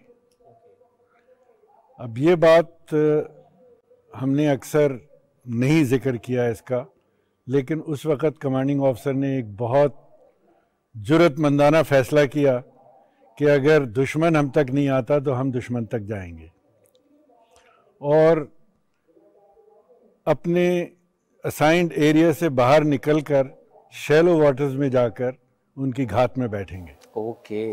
एक दिन सुबह हमने उनको यानी 9 दिसंबर की सुबह को हमने इनको चेज किया, लेकिन सबमरीन की रफ्तार चूँकि जब पानी के नीचे होती है तो काफ़ी कम होती है, तो सरफेस शिप्स को हम पकड़ नहीं सके और ये मगरिब की तरफ निकल गए। लेकिन हमारा अंदाज़ा ये था कि ये पेट्रोलिंग कर रहे हैं, शाम को लौट कर आएंगे। तो कमांडिंग ऑफिसर ने फैसला किया कि हम इनके रास्ते में बैठ जाते हैं घात लगाकर, शाम को जब वापस आएंगे तो मारेंगे। अब ये मेरे ज़ाती तासुरात हैं, हमने ये कहीं और इसका जिक्र नहीं किया है। जब ये शाम को आए तो ये तो इस ख्याल में मगन थे कि यहाँ सबमरीन हो ही नहीं सकती इतने कम गहरे पानी में, तो वह आराम से जैसे सीटी बजाते हुए टहलते हुए चले आ रहे थे और लेजरली अपना सोनार भी ऑपरेट कर रहे थे कि अगर रस्म पूरी करने के लिए कि सबमरीन ढूंढ रहे हैं। उससे हमें फर्दर मदद मिली कि हम सोनार की ट्रांसमिशंस को फॉलो कर सके और इनके ऊपर निशाना सही बांध सके। तो जब ये हमारे करीब आए तो हमने इनका जो लीडिंग शिप था किरपान था, यस। तो किरपान जहाज के ऊपर अटैक किया, लेकिन कुछ आज तक ये बात समझ में नहीं आई कि वो हमारा टॉर्पीडो ऐन निशाने पर गया, टारगेट के नीचे से गुजर गया लेकिन एक्सप्लोड नहीं हुआ। अब जब टॉर्पीडो उसके करीब से गुजरा तो उसको टॉर्पीडो की आवाज़ आई, वो अटैक करने के लिए हमारी तरफ हमला आवर हुआ। जब वो हमला आवर हुआ तो दूसरा टॉर्पीडो एक लॉन्च किया गया। ये किरपान तो निकल गया था, दूसरा वाला जहाज हमारे ऊपर अटैक करने के लिए आया, कुकरी, और जब वो हमारे ऊपर अटैक करने के लिए आया तो हमारा दूसरा टॉर्पीडो उसको लग गया। ओके। और एक ही हिट एंड इट्स ओवर। अच्छा, अब हमारी कहानियों में तो हमने ये लिखा हुआ है कि दूसरे जहाज ने आके हमें पकड़ने की कोशिश की, लेकिन मेरा मुशाहिदा ये है कि दूसरा जहाज उसको देखकर दुम दबाकर भाग लिया वहाँ। ओके। हालांकि किताबों में यही लिखा हुआ है कि अगर ऐसा हो, एक जहाज के ऊपर अटैक हो जाए तो दूसरे को फौरी तौर पर उसी जगह जाकर सबमरीन के ऊपर एक अंधा अटैक फायर कर देना चाहिए ताकि सबमरीन को दबा के रखे। यानी किरपान को करना चाहिए था। किरपान को करना चाहिए था, लेकिन किरपान भाग लिया। क्या किरपान डैमेज भी हुआ? कुछ इस बारे में भी चीजें, क्योंकि कुछ एग्जैक्ट तो हमें इसका सबूत नहीं मिल सका। ठीक है। लेकिन फिर हमने एक तीसरा टॉर्पीडो किरपान पे फायर किया। ओके। اب اس ٹورپیڈو کی آواز سن کے، کیونکہ اب یہ الرٹ ہو چکے تھے تو کان ان کے الرٹ تھے، ٹورپیڈو کی آواز سن لی تو وہ مڑ کے بھاگا. اب کرپان آگے آگے، ٹورپیڈو پیچھے پیچھے. صحیح. ٹورپیڈو کی میکسیمم سپیڈ ہوتی ہے 25 ناٹ. رائٹ. اور کرپان بھی شاید 25-27 ناٹ کے قریب کرنے کے قابل تھا. تو وہ بھاگتا رہا اور ٹورپیڈو اس کے پیچھے چلتا رہا. دور جا کر ہمیں ایک آواز تو آئی کہ شاید یہ لگا ہے جا کے اور کچھ ڈیمیج ہوا ہوگا، لیکن ویسا دھماکہ نہیں تھا جیسا کہ کھکری کے مطابق. ٹھیک ہے، بالکل صحیح. جو کھکری پہ ہم نے اٹیک کیا تھا تو وہ دھماکہ بہت زوردار تھا. اس کے لیے کسی کو بتانے کی ضرورت نہیں تھی کہ یہ جہاز ڈوبے ہی ڈوبے. اس لیے دشمن بھی اس کو چھپا نہیں سکتا تھا، تو کرپان کا معاملہ شاید چھپا گیا. کرپان کے تو کھکری کے تو ٹکڑے ٹکڑے ہو گئے تھے. اور میرا ذاتی اندازہ یہ ہے کہ یہ ٹورپیڈو جا کے اس کے میگزین میں لگا. اچھا. تو ٹورپیڈو کا اپنا دھماکہ ایک، اور ان کے جتنے بھی اسلحہ تھا ان کے میگزین میں وہ بھی سارا بلو اپ ہوا. تو جہاز کے ٹکڑے ٹکڑے اڑ گئے. زبردست. اور مشکل سے میرا خیال ہے 2-2.5 منٹ لگے ہوں گے کہ جہاز ڈوب گیا. تو بعد میں جو انڈین نیوی نے کہانیاں مشہور کی کہ کپتان صاحب برج پہ کھڑے ہوئے آرام سے سگریٹ پیتے رہے اور انہوں نے کہا نہیں میں اپنے جہاز کے ساتھ ڈوبوں گا. اس بدبخت کو تو ٹائم ہی نہیں ملا ہوگا سوچنے کا کہ یہ ہو کیا گیا. اس سے پیشتر وہ ڈوب ہی چکا تھا. بالکل ایسے. تو یہ ساری کہانیاں جھوٹ ہیں. بالکل ٹھیک ہے. وہ جو 2-2.5 منٹ کے لمحات تھے اس وقت S-131 کے اندر کا ماحول کیا تھا؟ S-131 میں جیسے کہ ہماری قومی کیریکٹر ہے، ایک دم اللہ اکبر کے نعرے وارے بلند ہوئے، لوگوں نے خوب خوشی کا اظہار کرنا شروع کیا. پھر کیپٹن کو فوراً جنرل براڈ کاسٹ کے اوپر آنا پڑا، ساری شپس کمپنی کو ڈانٹنا پڑا کہ چپ ہو جاؤ. اچھا یہ ہوا تھا. یہ شور کی آواز باہر چلی جائے گی اور دشمن ہمارے اوپر نشانہ باندھ سکے گا. تو تب چپ ہوئے لوگ. اوکے. اب ظاہر سر اٹیک کیا آپ لوگوں نے، وہ ماحول ایسا تھا. اب اس میں اٹیک کرنے کے بعد جو واپسی کا سفر ہے اس میں خطرہ بڑھ جاتا ہے. تو وہ جو واپسی کا سفر تھا وہ کیسا رہا؟ کیسے بچا کر پھر واپس آئے؟ اب اگر میں چاہوں تو ہیروئک سٹائل سے کہہ سکتا ہوں کہ جی بڑے انہوں نے حملے کیے یہ وہ، لیکن اگین میرا ذاتی مشاہدہ یہ ہے کہ چونکہ اس قدر خوفزدہ ہے انڈین نیوی پاکستان نیوی سے، ان کو حکم تو ملا تھا کہ اب جا کے سبمرین کو ڈھونڈو. اوکے. تو یہ سبمرین کو ڈھونڈنے کے لیے آتے تھے. جب کبھی ہوائی جہاز سے کانٹیکٹ ملتا تھا اور کانٹیکٹ ان کو بتاتا تھا کہ سبمرین یہاں ہے، تو 3-4 جہاز اکٹھے ہو کے آتے تھے، ایک لائن بنا کے.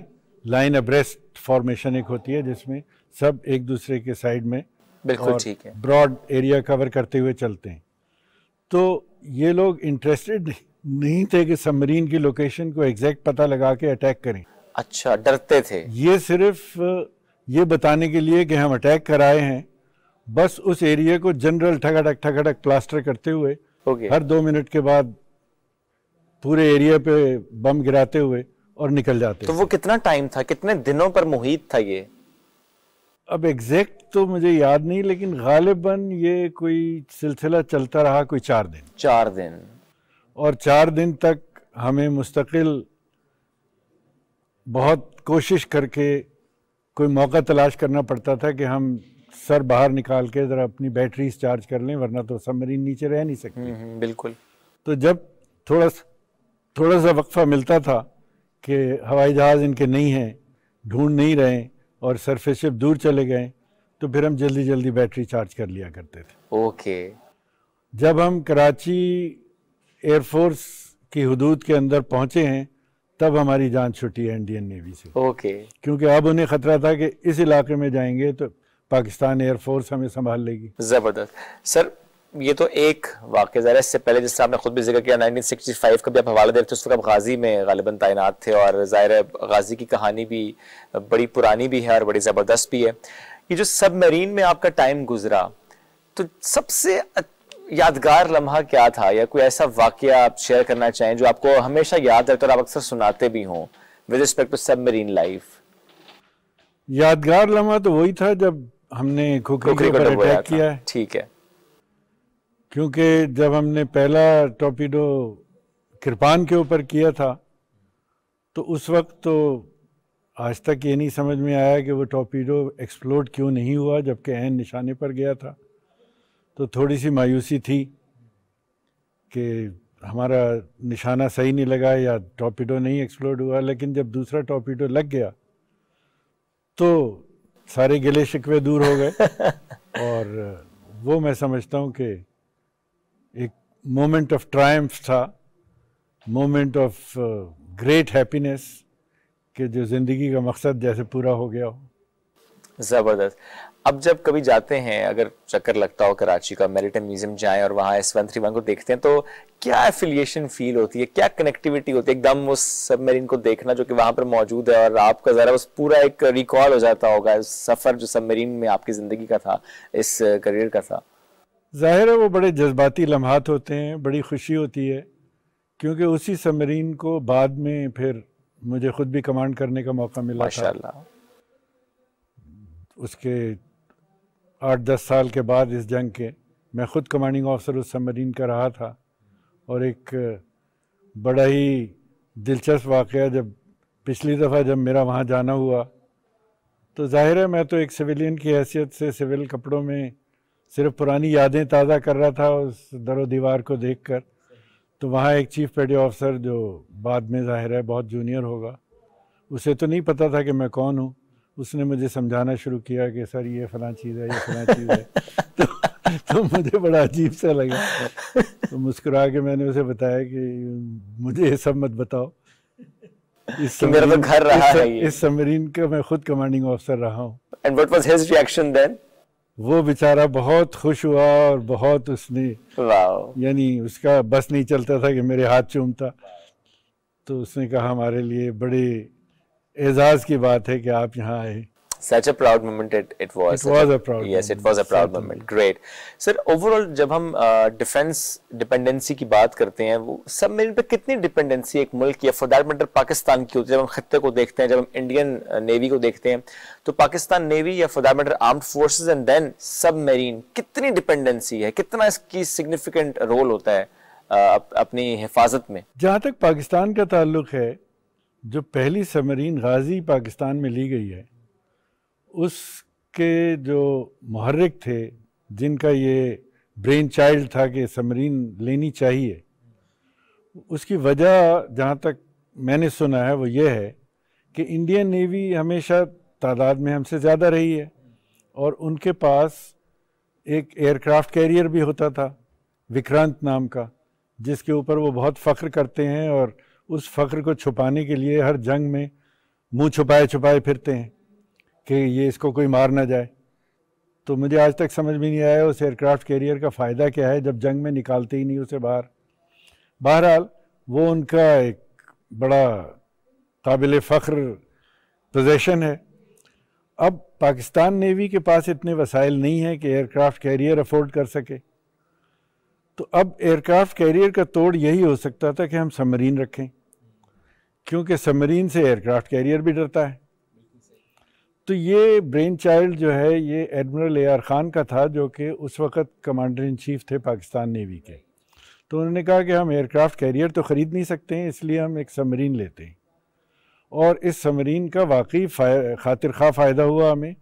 65 کی جنگ میں انڈیا کے پاس ایئر کرافٹ کیریئر تو تھا لیکن کوئی سبمرین نہیں تھی. نتیجتاً تمام جنگ کے دوران انڈین نیوی باہر نہیں نکلی, اور انڈین اوشن پورا کا پورا محفوظ رہا.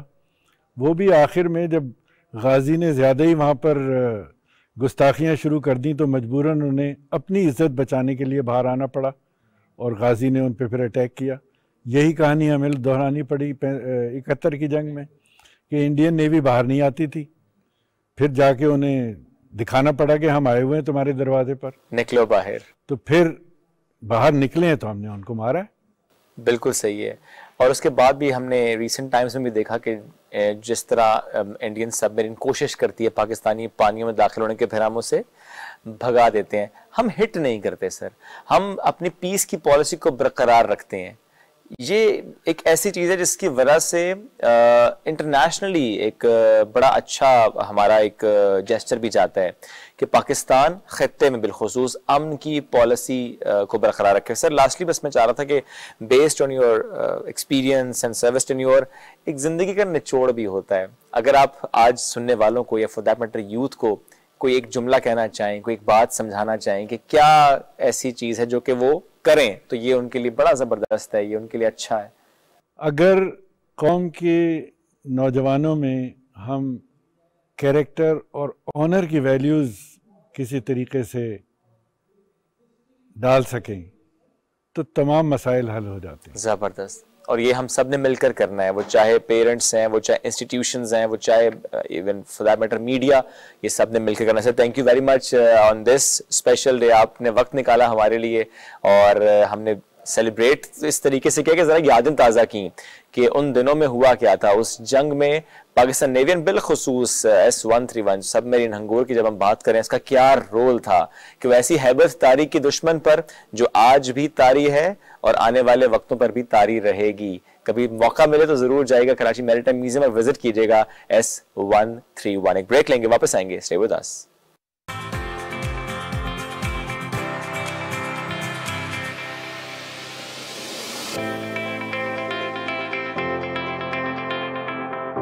KASB K-Trade لایا انویسٹمنٹ کی سہولت تمام پاکستانیوں کے لیے. اب پاکستان سٹاک مارکیٹ میں آپ پاکستان کی ٹاپ کمپنیز کے حصے دار بن سکتے ہیں, وہ بھی نہایت ہی آسان طریقے سے. بس K-Trade ایپ ڈاؤن لوڈ کریں اور پائیں ریسرچ پورٹل تک رسائی, سب سے کم چارجز اور گھر بیٹھے پائیں بہترین سرمایہ کاری کا موقع کہیں بھی کبھی بھی. KASB K-Trade, اب انویسٹمنٹ کرے ہر کوئی. اس کووڈ سے جنگ میں ہم نے بہت کچھ کھویا مگر اب اور نہیں.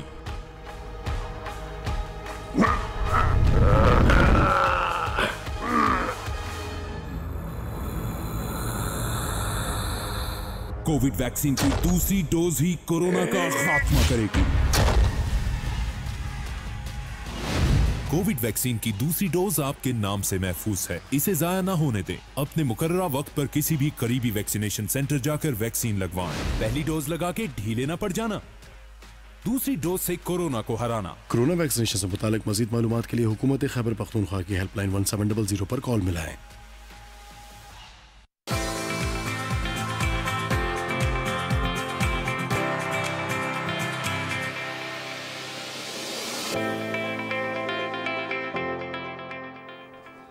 جی ویلکم بیک. ناظرین بریک کے بعد آپ کو ایک بار پھر سے خوش آمدید کہتے ہیں سیلیبریٹی لاؤنج میں. آج ہمارے ساتھ پاکستان تحریک انصاف کی بڑی خوبصورت اور بڑی پیاری مہمان شخصیت لاؤنج میں ہمیں جوائن کر چکی ہیں. غزالہ سیفی صاحبہ ان کا نام ہے اور آپ خواتین کی مخصوص نشست پر رکن قومی اسمبلی منتخب ہوئی ہیں. ساتھ ہی ساتھ اگر ان کی خدمات کے حوالے سے ہم بات کریں تو پارلیمانی سیکرٹری ہونے کے ساتھ ساتھ آپ جو نیشنل ہیریٹیج اور کلچر کا ڈپارٹمنٹ ہے اسے دیکھ رہے ہیں. وہیں پر ساتھ ساتھ ہم کہہ سکتے ہیں کہ جو ایجوکیشن پوائنٹ آف ویو ہے یا پھر جو ہیومن رائٹس کے حوالے سے جو ایکٹیویٹیز ہوتی ہیں اور وہاں پر اگر ہم دیکھیں کہ سرکاری سطح پر بالکل جن کمیٹیوں کا قیام عمل میں لایا گیا ہے آپ ان کی ممبر بھی ہیں. السلام علیکم اینڈ ویری گڈ مارننگ. کیسی ہیں آپ؟ السلام جی, گڈ مارننگ. الحمدللہ بالکل ٹھیک ہوں. بہت اچھی لگ رہی ہیں آپ, بہت ہی پیارا سا کلر آپ نے پہنا ہوا ہے. بریک پر جانے سے پہلے آپ سے ایک گفتگو ہو رہی تھی, میں نے کہا تھا کہ سوال میں آپ سے آن ایئر بھی پوچھوں گی. ہمارے ہاں عموماً ہم خواتین کو اسپیشلی پولیٹیکل خواتین کو دیکھتے ہیں کہ ان کا ایک گیٹ اپ ہوتا ہے, ایک انہوں نے ایک سگنیچر ڈریس کوڈ رکھا ہوتا ہے. کیا آپ کی شخصیت کا یہی ایک ڈریس کوڈ ہے جسے آپ لے کے عموماً کیری کرتے ہوئے پارلیمنٹ میں جاتی ہیں؟ موسٹلی یس, اس لیے کہ انیشلی میں اپنا سر کور نہیں کرتی تھی اور اکثر اپنی کلوز فرینڈز وغیرہ میں بھی نہیں کرتی, مگر مجھے ایسا لگتا ہے کہ جب آپ بگر فورم پہ جہاں اتنے سارے لوگ ہوں, جہاں پہ آپ کی ریپرزنٹیشن ہو فرام پاکستان اور لوگ آپ کو دیکھ رہے ہیں, تو آپ کو اپنا پراپر ڈریس کوڈ پہننا چاہیے. اور اتنے سارے مرد ہوتے ہیں ہمارے یہاں, تو وہ عورتوں کی تعداد بہت کم ہے, تو اچھا لگتا ہے کہ آپ کورڈ ہوں, رسپیکٹڈ ہوں, رسپیکٹیبل لگیں اور آپ جو ہیں وہ ایسا لباس پہنیں جس میں آپ خود اپنے آپ کو اچھی طرح ڈھانپ لیں. زبردست. ایک دہائی ہو گئی ہے آپ کو پالیٹکس میں, یونیورسٹی لیول سے اب ماشاءاللہ آپ پالیٹکس کا حصہ ہیں. پھر جس طرح پالیٹکس کرتے کرتے آج آپ as an M N A represent کریں اپنی پارٹی کو بھی, اور جس طرح زریاب نے بھی کہا کہ آپ ڈفرینٹ کمیٹیز کی ممبر ہیں, تو جو میں ایجوکیشن پر آپ سے جاننا چاہوں گا کہ گرلز ایجوکیشن پر کیا کام ہو رہا ہے. ہم نے یہ تو دیکھا کہ وظیفے جب دیے جا رہے ہیں تو بچیوں کو زیادہ وظیفہ دیا جا رہا ہے, تو girls education out of school جو چلڈرن میں گرلز آتی ہیں اس میں ہم کیا دیکھ رہے ہیں, کتنا کام ہو رہا ہے؟ دیکھیے سب سے زیادہ جو تکلیف دہ بات ہے وہ یہی ہے کہ آؤٹ آف اسکول چلڈرن کے اندر ایک تو ان کی تعداد بہت بڑی, بالکل ان کو ہم نے کیونکہ پرائم منسٹر کا یہ خواب بھی ہے اور یہ ویژن ہے, وہ یہ چاہتے ہیں کہ آؤٹ آف اسکول چلڈرن جو ہیں وہ اسکولز میں آئیں, وہ فارمل ایجوکیشن کا حصہ بنیں اور اس کے بعد پھر وہ ایکسیل کریں, کیونکہ ہماری جو ڈپینڈنسی ہے وہ ہماری یوتھ کے اوپر ہے. دیکھیے اگر ہمارے پاس 52% آبادی خواتین کی ہے, چلیں نہیں مانتے تو 50% تو آبادی ہے خواتین کی, تو اگر ہم 50% آبادی کی خواتین کو کسی طرح سے بھی نگلیکٹ نہیں کر سکتے, اور جیسے ہی آپ ایک گرل چائلڈ کو ایجوکیٹ کرتے ہیں آپ ایک معاشرے کو ایجوکیٹ کرتے ہیں, کیونکہ عورت کے اندر اللہ تعالیٰ نے صلاحیت رکھی ہے کہ وہ نہ صرف یہ کہ اپنے گھر کو بہتر بناتی ہے بٹ کہ اپنے ماحول کو بھی بہتر بناتی ہے, اور اس سے جو ملنے جلنے والے لوگ ہوتے ہیں یا خواتین ہوتی ہیں یا بچے ہوتے ہیں وہ انسپائر ہوتے ہیں. So women are mostly a source of inspiration for a lot of people. So if we have a large population of youth which is 70% اور پھر ہمارے پاس ایک آدھی آبادی جو ہے خواتین کی ہے, تو یقیناً اس 70% یوتھ کے اندر بھی ہماری 50% تو خواتین ہوں گی. بالکل. تو اگر ہم ویسے تو تمام پاپولیشن کو چاہے وہ مرد ہوں یا عورت یہ ترغیب دینے کی ضرورت ہے کہ تعلیم حاصل کریں اور کوشش ہو رہی ہے, مگر گرل چائلڈ کو ایجوکیشن دینے کے لیے زیادہ بات چیت ہونی چاہیے, اور میں سمجھتی ہوں میڈیا ایک اہم رول ادا کر سکتا ہے. پارلیمنٹ تو اپنا کام کرے گا ہی اور کر رہا ہے, مگر میڈیا کو بھی یہ رول ادا کرنا چاہیے کہ گرل چائلڈ ایجوکیشن کے اوپر بات چیت کی جائے, کیونکہ پینڈیمک کے دوران یہ ہوا جب سکولز بند ہوئے تو بہت ساری چھوٹی عمر کی بچیوں کی شادی کر دی گئی, کیونکہ یہ سوچا گیا لڑکیوں کو بوجھ سمجھا جاتا ہے آج بھی معاشرے کے اندر, اور یہ نہیں سمجھا جانا چاہیے کہیں پہ بھی, چاہے کوئی علاقہ بھی ہو ملک کا, دور دراز علاقے بالکل نہیں سمجھنا چاہیے. لڑکی ایک نعمت ہے, بے شک ہے, ایک زحمت نہیں ہے. بات کو اور آپ کا جو بیک گراؤنڈ ہے جس پہ ہم لوگ اداکاری کے حوالے سے بھی بات کر رہے تھے, ابھی پاکستان میں ایک ڈرامہ چل رہا ہے ایک پرائیویٹ ٹی وی چینل پر, اور وہاں پر ہم نے دیکھا کہ کس طرح سے ہماری خواتین کا رجحان اب فوج کی طرف جا رہا ہے. اس معاملے کو تھوڑا سا کرٹیسائز کیا گیا میڈیا انڈسٹری سے ہی اٹھنے والی آوازوں میں, جن میں مرد تھے, احسن خان کا میں نام لوں گی, انہوں نے ایک تھوڑا سا ٹارگٹ کیا اس چیز کو کہ خواتین کا رول جس طرح سے ملٹری میں دکھایا جا رہا ہے اس سے ایسا لگ رہا ہے کہ شاید ہم اپنے مردوں کو ڈی موٹیویٹ کر رہے ہیں. خواتین کے رولز کو اس طرح سے اجاگر اس طرح سے ہائی لائٹ کیا جا رہا ہے کہ شاید جو باقی میل کریکٹرز ہیں ان کو تھوڑا سا ڈیمورلائز کیا جا رہا ہے. بطور عورت جیسے آپ نے کہا کہ گرل ایجوکیشن پہ بھی بات ہونی چاہیے, یہی تو وہ طریقے ہیں کہ جن سے ہم لوگ یہ کہ صرف ہماری فوج میں صرف مرد حضرات کی ضرورت نہیں ہے, ہماری بیٹیاں ہماری بہنیں وہ بھی اس فوج کا ایک بڑا اچھا سپاہی بن کر ملک کو قوم کی خدمت کر سکتی ہیں. دیکھیے میں اس پہ ایڈ کروں گی, ہماری سیکیورٹی فورسز کی بات کرنی چاہیے جس کے اندر پولیس بھی شامل ہے. اب آپ گھروں کے اندر اگر ریڈ ہوتا ہے کوئی وجہ سے تو کیا اچھا لگے گا کہ گھروں کے اندر مرد پولیس والے ریڈ کرنے جائیں؟ اگر ویمن پولیس فورس ہو, اور تھانوں کے اندر جو ہم بات کر رہے ہیں پولیس ریفارمز کی, اس میں ہم نے یہ بھی کہا ہے کہ ہر تھانے کے اندر ایک ویمن ڈیسک بھی ہونی چاہیے, کیونکہ اگر اگریوڈ پارٹی, اگر جس پہ ظلم ہوا ہے یا جس کے جو شکایت کرنے جا رہا ہے تھانے میں شخص وہ عورت ہے, اگر تو وہ ایک مرد سے کیسے اپنی بپتا کہے اور کیسے اپنی رپورٹ درج کرائے, تو اس کے لیے زیادہ آسان ہوگا کہ وہ ایک عورت کے پاس جائے اور وہ بیٹھی ہو عورت وہاں پر. دیکھیے یہ جو ہمارا جو ایک معاشرہ ہے جس میں خواتین کی عزت ایک ہم پہ فرض ہے, ہمیں بچپن میں بھی لڑکوں کو بھی سکھایا جاتا ہے, فیملی میں بھائیوں کو, کزنس کو, کہ بھائی بہن ہے, کزن ہے, اس سے بدتمیزی نہیں کرنی, تم نے ایسے بات نہیں کرنی. تو ہمارے معاشرے کا حصہ ہے کہ لڑکیوں کی عزت کی جاتی ہے, تو پھر اس کو لے کے ہمیں آگے. اب موبائل ریپیئر والی اگر ایک لڑکی, آج کل آپ دیکھ رہے ہیں ہر لڑکی اپنی سیلفی کھنچاتی ہے, اکیلی بھی کوئی لڑکی بالکل معصوم بھی ہے, اس کا کسی لڑکے سے تعلق نہیں, بٹ اس نے سیلفیاں کھنچائی ہوئی ہیں. فون خراب ہو گیا، اب اسے ٹھیک کرانے جانا ہے، اب وہ ساری سیلفیز جو ہیں وہ کسی لڑکے کے ہاتھ لگ جائیں. اس سے بہتر یہ نہیں ہے کہ موبائل ریپیئر والی لڑکی بیٹھی ہو جو موبائل آپ کا ریپیئر کرتی. ہر چیز کو اگر آپ دیکھیں تو اس کو پازیٹیو وے میں لیجئے. خدا کے واسطے لڑکیوں کی ضرورت ہے ہمیں کہ وہ فوج میں بھی جائیں، وہ پولیس میں بھی جائیں، اور وہ سیاست میں بھی آئیں.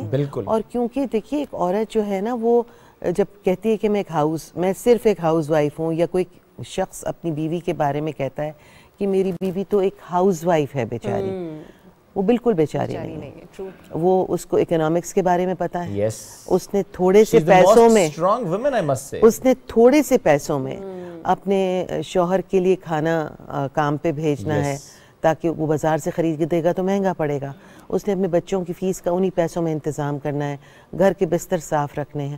یہ کتنا مشکل کام ہے ایک عورت کے لیے کہ جس کی میاں کی تنخواہ 18 سے 20 ہزار روپے ہو. اور وہ کرتی ہیں. زیادہ تر جو ہمارے ہاں جو لو مڈل کلاس طبقہ ہے وہ ان کے مرد کام کرتے ہیں باہر، اور وہ 12 گھنٹے باہر کام کر کے گھر آتے ہیں تو بے سکون نہیں ہوتے.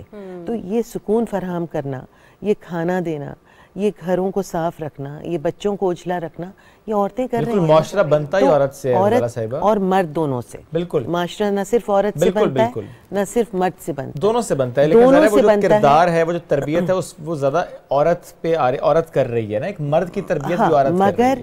مگر میں یہ سمجھتی ہوں آج کے دور میں جہاں ہم اتنی ساری دیکھ رہے ہیں مختلف چیزیں ہوتی ہوئی، اور میں یہ سمجھتی ہوں کہ اسلامی معاشرہ اور مشرقی معاشرہ جو ہے وہ آپ کو بہت آسانیاں فراہم کرتا ہے اور بہت کور دیتا ہے آپ لوگوں کو. اور میرے خیال میں ایک پاکستان میں ہوتے ہوئے میں ایک انٹرپرینور بھی رہی ہوں، اور مجھے ایک عورت ہونے کے ناطے مجھے زیادہ آسانیاں ملیں معاشرے میں، اور مجھے کسی نے بری نظر سے نہیں دیکھا، نہ مجھے برا کہا. حالانکہ میں اسی طرح سے تیار ہو کے آفسوں میں بھی گئی ہوں، اپنا کام بھی کیا ہے، لیبر فورس سے بھی انٹریکٹ کیا ہے. تو آپ کو اپنا ڈیمینر جو ہے اپنا خود رکھنا ہوتا ہے ایز اے وومن. اور میرے خیال میں ہمارے معاشرے کے مرد اتنے برے نہیں ہیں. بڑی پیاری بات ہے، بڑی پیاری بات آپ نے کی کہ معاشرے کے مرد اتنے برے نہیں ہیں. کچھ انسیڈنٹس ایسے ضرور ہو جاتے ہیں، لیکن بڑی پیاری بات آپ نے کی کہ مرد برے نہیں ہیں. تھینک یو ویری مچ غزالہ صاحبہ، ساتھ موجود تھیں اور اس سے متعلق ہم سے گفتگو کر دی. وقت بڑا کم تھا، انشاءاللہ کسی اور دن ضرور نشست کریں گے غزالہ صاحبہ سے. آپ سے ملاقات کل نئے مہمانوں نئے موضوعات کے ساتھ. بہت سا خیال رکھیے. اللہ حافظ.